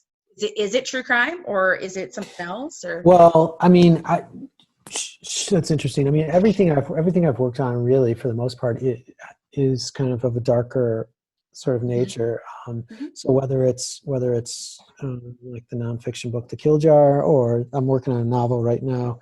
I'm working on a mystery novel. It's pretty dark, and You're a man after my own heart. That's how I am. Everything I write is really, really dark, no matter what it is. Like, well, I feel like for some of us, that's the calling. Not because, see, look, let me explain. Like, I don't like I'm not a true crime buff. Like, I don't actually like it. Watch it. Right. I don't like it. It's murder of people. Yeah, absolutely. But I feel compelled to sort of do my part, like in some ways it's activism for me, like I feel like I get involved because I care. Right. So that's exactly how I feel. Like, my husband doesn't understand, because I do watch a lot of it, and for me, it's always been like the explanation of all this and the understanding. And I feel like if we can somehow understand some of these things, then maybe we can stop some of these things. And so I tend to gravitate towards that too, of like, I want the truth out there. I want these stories to be known. And I also want to try and understand why they happen. I think there's a lot of, and you've read police reports and things, and like there's a lot of like there's this, I get the sense when I'm reading police reports and especially transcripts of interviews with suspects, I feel like they are so full of the high stakes matters of life that it's also, just from a literary standpoint, like really, really interesting to me to dig into a case file, because all of the issues that we wrestle with in high literature are in those files, which is really interesting to me. But I'm actually writing, in terms of your question though, like which do I prefer? I'm also writing, which I really care a lot about, not just the mystery novel, but I've written I've written a pilot for a crime drama, a TV show, and I'm really interested in that. And I had a lot sort of on the hopper for this spring to sort of in LA pitch it and things, but all this stuff is going on now, so who knows. I know, I'm in the same boat right now. I have a crime drama too that I'm working on, and I have been. I worked on it for a long time. I put it aside. Some crazy stuff happened with it, and then a few months ago, somebody contacted me about it and said, "Hey, are you still with that?" I'm like, "Well, yeah, it's like my baby. What are you talking about?" And got really close, and then all this crap happened, and I'm just like, are you kidding me? He's like, it's okay, it's gonna happen. You just, we gotta wait, and we gotta figure out what's going on when all this comes around. But I have a crime drama too, and that's, and I love, like, that's where I started, was writing the crime drama, and then I somehow fell into true crime through this case. And it's like you said, it's like a personal connection. For me, there was some personal connection with the Gypsy case, and I thought it was like I was going to do a one and done, and kind of run in, do this thing, get out, and and then I would go on to do whatever. Opposite. And now it's like, oh my God, I'm kind of immersed in this crap. And I think once you get into it, it's very hard to get out, and it changes the way you see the world too, like in ways that you didn't even think about. Like when the coronavirus thing started happening and people started shutting down areas of government and whatever, I instantly felt what I had learned in 2000 and I think it was 2005 when I was working on this sex trade documentary. The footage that we were going through started in post Hurricane Katrina, and what happened after Katrina was what people discovered in Hurricane Katrina back in 2005 or whatever it was, that when the infrastructure breaks down, all of these predators swoop in. And because there's no longer all of the services are distracted, and so so the people that slip through the cracks normally, the impoverished, the children without parents at home or whatever, so is that not only are they're not just slipping through cracks, it's like a huge, massive fissure for all of them to fall through. And so after Katrina, during the cleanup and everything, they realized there was all these unaccounted for children.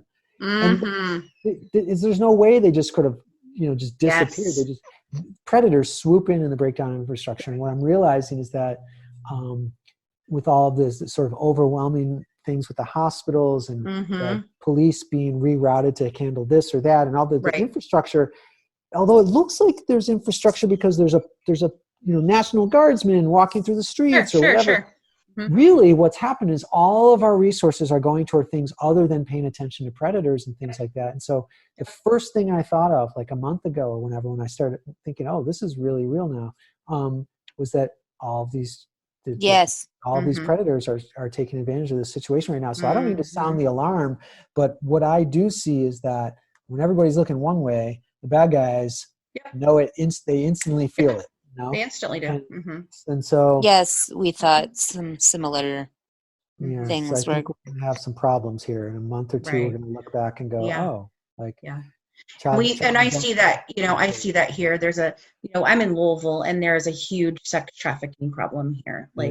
You wouldn't think about it. It's a sweet, it's a sweet little area, and it's beautiful, and no, there's a huge sex trading problem, trafficking problem here. Absolutely. So I hear you. And then, I grew up in LA adjacent. I grew up in the Inland Empire. So of California. And then when I, obviously became, an adult, I went into California, into LA area, and was there for a while. And I was also down in San Diego for a while. And you see things that you don't see when you're everywhere else, like you said. And it's kind of, and you're like, I agree. I think there's going to be an influx of things.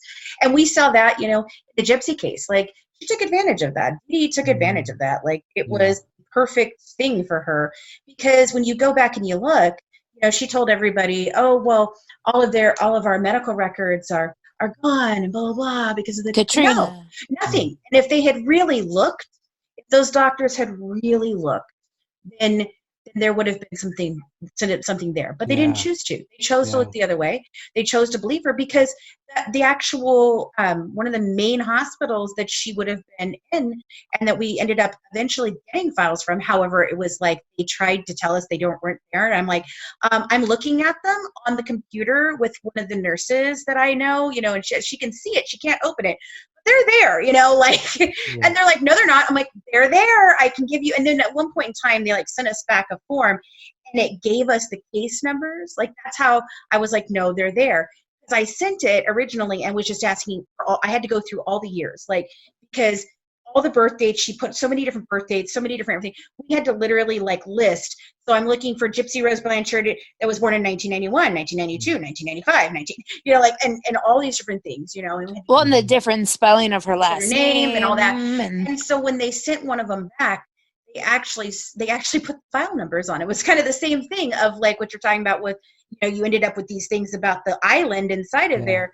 Yeah. They screwed up. They put the case numbers on there. And I wrote back and I was like, I didn't ask for specific case files. So if you can tell me the case files, then they have to be there, because you wouldn't just have empty folders. Would you? And then, miraculously, look, we have them. Oh, that's interesting. Funny. But that hospital had almost no damage whatsoever.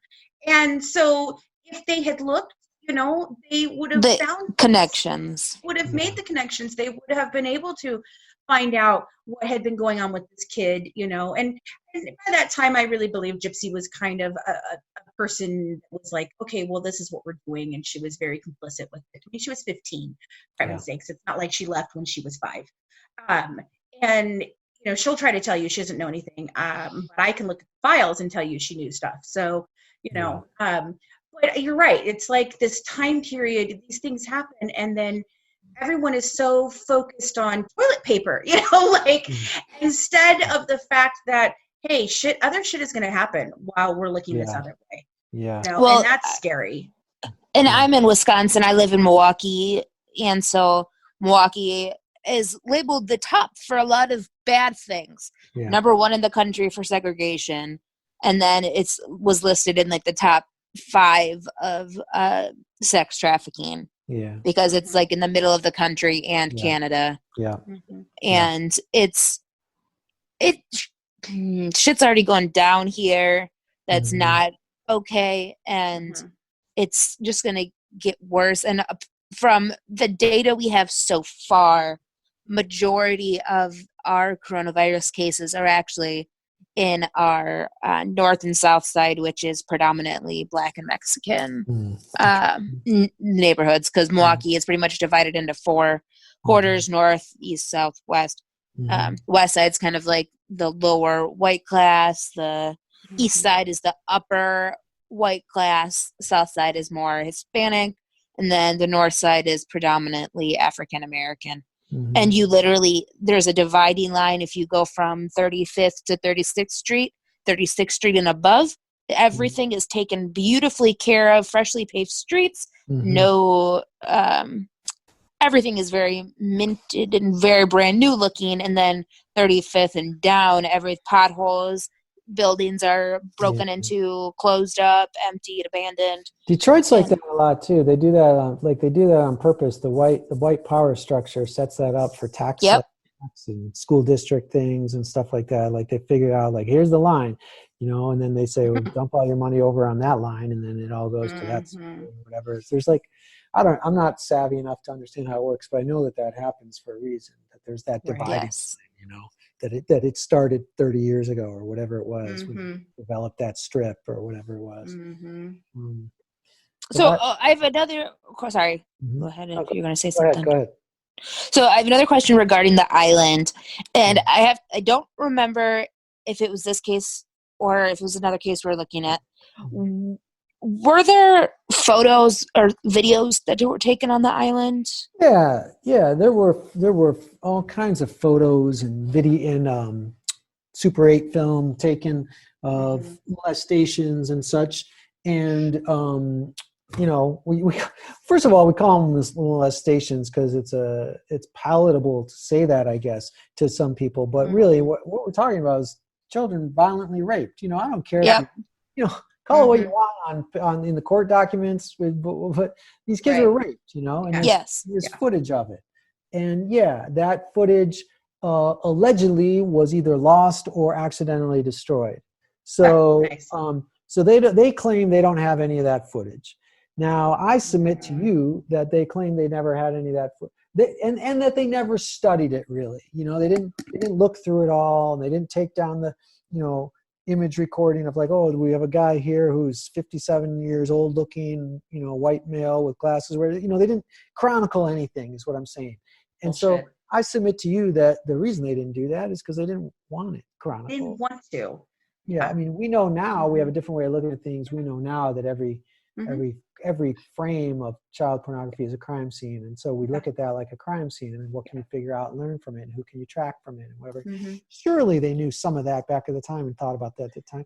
Now, I don't want to be the guy looking at it, but that is somebody's job.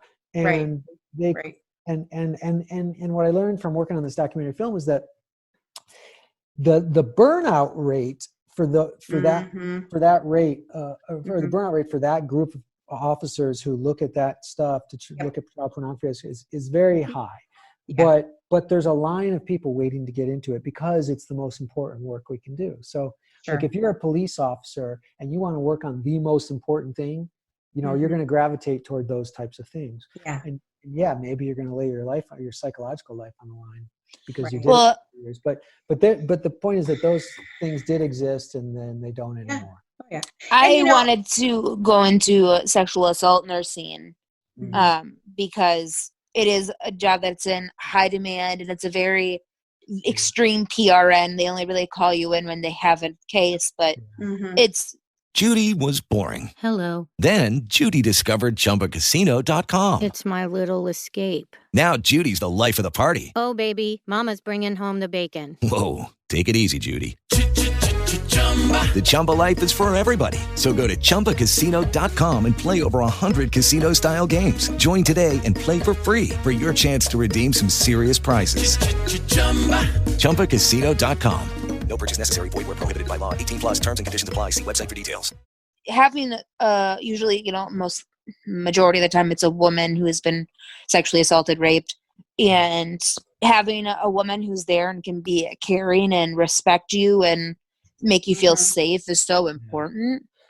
Absolutely. In fact, I have often thought about getting in. I mean, when I think I've thought often about a law enforcement career. I mean, about 10 years ago, I took the public safety test to just sort of shift gears and just become a cop. And Right. And it's funny. I'm not a cop, so like Sure. that's what the test told me. So I was like 95%. I was in better shape than 95% of the people that took the physical test. I was like, who are these slobs? Everybody's trying to be a cop. and I don't mean that. I don't mean that. Yeah, no, I get it. Totally get it. You can't. There's no way this person can be a cop. You know, they can't run 100 steps or whatever. Right. And so I was just like, well, I got this part down, and on the test, the mental test or whatever they call it, I scored an 82 or something like that, or an 85, and I realized that. And so they only look in Idaho anyway. They only look at the people who scored a 90 and above. I'm sure that I could, in a big city where there's a need for more police officers, I probably would have become a police officer. 85 is not terrible. But what I realized is that I answered I don't know to a lot of questions. There was like yes, no, I don't know answers. So like most people are good. Yes, no, I don't know. And I would sit there and go, well, geez, I don't know what most people are. Yeah. My answer would have been no. Well, I think now my answer is yes. But back then I was like very philosophical. I was like, maybe. What I haven't asked the most people. I don't know. So I totally get that. And so that's not a cop, because a cop showing up to a scene who can't make a decision about what to do is slightly more useless than somebody who decides in the wrong way. Right. Well, it's funny. It's funny. I think you and I have lived a lot of the same ideas in course. Like we have some, because I did that when I was very young. I did a criminal justice. I was taking courses and things like that, and I wanted to be either a homicide or a narcotics cop. And then I realized,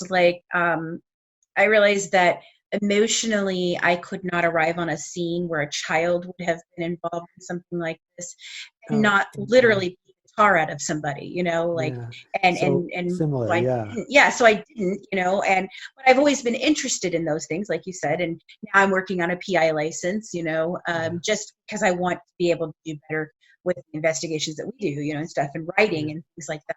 But it's just, I've taken that same course, but exactly, I felt the same way, oh, wow, maybe certain questions I just probably would not have answered the way someone would have wanted me to. And I think back to a couple of times I've been called for jury duty, and I've talked about this before, of 2 different times that my jury duty would have been for capital punishment cases. And one of them, and I talk about the fact that I do believe in the death penalty, but I believe in the death penalty as far as it needs to be for somebody you absolutely dead to rights know. Okay. It can't just be for everybody.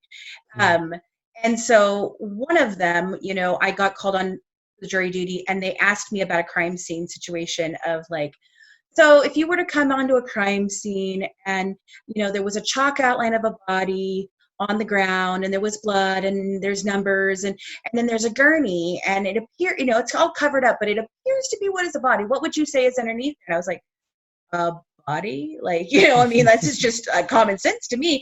Dismissed. So that was my first one. And then the second time I got called, they basically asked me if I had any involvement in law enforcement. At the time I was taking the courses, and I lived next to 2, different, police officers in the area, and my grandfather had been a police officer in the military. My father was a police officer in the military, even though I didn't speak to him at the time. But so I kind of I was like, if you could say that, and so of course dismissed. That one's funny. But then the third one was basically how do you feel about the death penalty? And when I heard the question, I was young, and I was like, oh crap, this is gonna be a capital punishment. I do not want to be on this. I don't want to do this. I don't have time for this. So my answer was literally fry 'em all. That is the very last time anywhere ever I have been called for jury duty. I don't know if I got flagged as she's crazy, and I don't feel that way now, but and I really didn't feel that way at the time. But I definitely, I think I'm very great at investigating and researching everything, but cop, oh God, no. It's hard. Yeah, it's hard to not get emotionally involved. In fact, that's what I was actually responding to when I said all that, was because Colleen was saying that you were saying you want to get into social work for sexual abuse. Oh yeah. Yeah. And so I was about to say that part of one of the things that constantly comes up with me is I feel like I'm super sensitive to women. Like I feel like I understand a lot about this type of stuff, but and so sometimes I think, oh, I should go volunteer down at the, whatever, there's multiple places in town or whatever. And then I think, no, I don't do it because I feel like I don't want to be just another man sitting in front of a woman who's just been abused by a man. Right. So like, I don't get involved in those types of things. I feel like the protocol is you should have a woman because these are men who have primarily who have done this stuff, but otherwise I would get into that field. Well, you can always like call, not hospitals, but domestic violence shelters and let them know like, hey, I'm interested in helping, counsel or be there for men who have been sexually assaulted, because I know that many men who are refuse to even talk about it because they feel embarrassed and that it shouldn't happen to them, and that often leads to a lot of suicide because they don't know how to deal with that and they feel like they can't talk to somebody. So having that option definitely is something if you are interested, and it definitely is not as often, so it would be very rarely that you would be called. Yeah, interesting. Also, I think there's a case to be made though too, if as being the man that's not the one that's hurting them, like you're there and you're a positive influence, Sure. So Sure. Hey, I just realized. So I've been inside all day because of this stuff. I've been locking myself down for almost. I think for me, it's been about 10 days now. I go outside for walks and stuff, but I realized I haven't been outside at all today in the sun. I have about where I'm at. We still have about 40 minutes. So I think we should wrap it up so I can get outside and not get some vitamin D. Get some vitamin. Not kill myself tonight from loneliness and lack of vitamin D. Jay, I really do appreciate you coming on, and there's so much more we could definitely talk about, obviously. Yeah. So, but we really appreciate it, and stay in touch because I want to know what happens with the rest of your stuff and your crime drama, and I'd love to pick your brain every once in a while. So. Yeah, let's do it again. I'm so glad you guys. I'm so glad you two got a hold of me. It's great. I love doing this stuff. So I think I actually reached out to you at one point in time through your website when you were doing like your book tour, and never heard back from you. And I was like, because that was really funny because you responded so quickly on Facebook, and I was like, that's interesting. You know what happened? I don't know if this was the time period or not. First of all, sorry about that, but you're fine. When the TV show came out, which was February of whatever we decided it was, 19 or whatever, I got, and it's slowed down a little bit now because it's been out for a while, but there was another burst of this when it hit Hulu, but I got hundreds of emails and Facebook messages and stuff, and it just kind of got over, like within a period of a week, and so it was just, I think a lot got lost, and that was just completely unintentional because no problem. I just thought it was funny. And a lot of it, to be honest, and you probably have this experience too, and then I got jet, but like, it's a lot of it is people reaching out with really personal stories because they're connected to a similar type of crime or something. Yes. And so what happens is it sometimes takes me a month to go back and look at those because I just, when you get 20 of those in a week or two, it's overwhelming. You don't know how to answer. And so you kind of got to process it and stuff. And so what figure happens, out what to do. Yeah. And so I go back and I answer like when I have the emotional space to do it. And then because of that, other emails got pushed forward or down or whatever. And so it's just, sometimes I just lose stuff now, Yeah, I know. We do too. I just thought it was funny because it was like such a different, it was so quick. I was like, oh. Yeah. I'm definitely a total Uber fan. So go ahead and go enjoy your sunshine. Okay. Have a good one, and we will be in touch again soon. Great. Take care. I think you too. Thanks so much. Oh yeah. See ya. We absolutely love hearing from our listeners, and we'd like to invite you to send us a question for us to answer or a case you'd like us to cover. You can drop us an email at goodwivesdish@gmail.com, and we might feature it in one of our next episodes. and give you a shout out. Right now, we are also hosting our #LoveWins Scholarship Fund. If you're a college-age student who would like to enter, send us a 30-second video telling us about how you lead with love. Email your entry to us with a little bio about yourself and your educational goals. And if you'd like to learn more about our #LoveWins campaign for peace, merchandise, or donation details, go check out our informational video on youtube.com/murderbydesign. We look forward to hearing from you. Along with our Love Wins campaign, we are also launching an organization that is tentatively called the Gale Force. The term Gale Force is used to describe a very strong, fierce wind. The acronym GALE stands for Good Apples of Law Enforcement. Usually, when we hear about any incident involving wrongdoing by a member of law enforcement, they're generally referred to as bad apples, which leaves people asking, where are all the good apples? We know they exist, but we don't get to hear from them enough. That's where the Gale Force comes into play. The Gale Force would be a safe space for those good apples to unify and take action against the bad apples. We believe that good outnumbers bad in all aspects of life, and those numbers are where that Gale Force of fierceness and strength come from. When good unifies, bad will always lose. There are issues in the law enforcement profession that need to be rectified, and we believe that the best way to resolve them starts from within. There's what we call the blue wall of silence, which is an informal rule among police officers not to report on a colleague's misconducts or crimes. It's time to tear that wall down. Officers are often punished if they break that wall of silence. An example of this is Officer Carriel Horn, who we've been hearing a lot about recently. Back in November 2006, she stopped another officer from putting a suspect in a chokehold. She was fired after 19 years on the job and lost her pension because she intervened. Also, the stigma that goes along with members of law enforcement seeking out mental health care needs to end. Studies have shown that members of law enforcement are less willing to seek care because of embarrassment and shame. Keep in mind, this is a high-stress profession with a higher suicide risk than other professions. There have also been some studies that indicate that if an officer receives support from their unit, they're much more likely to seek help when it's needed. We believe the good members of law enforcement far outweigh the bad, but we also believe that the system needs to be changed to give them a louder voice without fear of retribution or desertion by their colleagues or superiors. We hope the Gale Force can be a first step in giving these law enforcement officers from all over the country support and a way to come together and say, we will not stand by and allow anyone to tarnish the profession that we have dedicated ourselves to. We're going to clean the barrel, one bad apple at a time. Thanks so much for tuning in and dishing true crime with the Good Wives.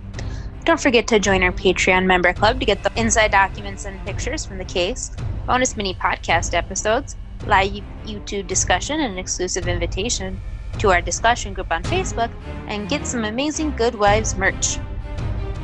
Follow us on Twitter and Instagram at True Crime Wives. And for more inside information, check us out on YouTube at Murder by Design, where we're currently talking about a few different true crime cases, from bullying murders to serial killers. We dish it all. Have a good one from the Good Wives, serving up true crime, one dish at a time.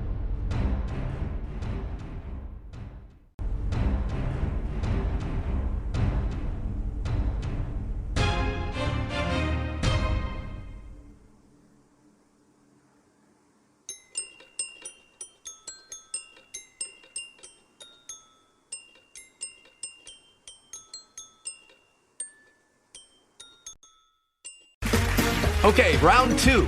Name something that's not boring. A laundry? Ooh, a book club. Computer solitaire, huh? Ah, sorry, we were looking for Chumba Casino.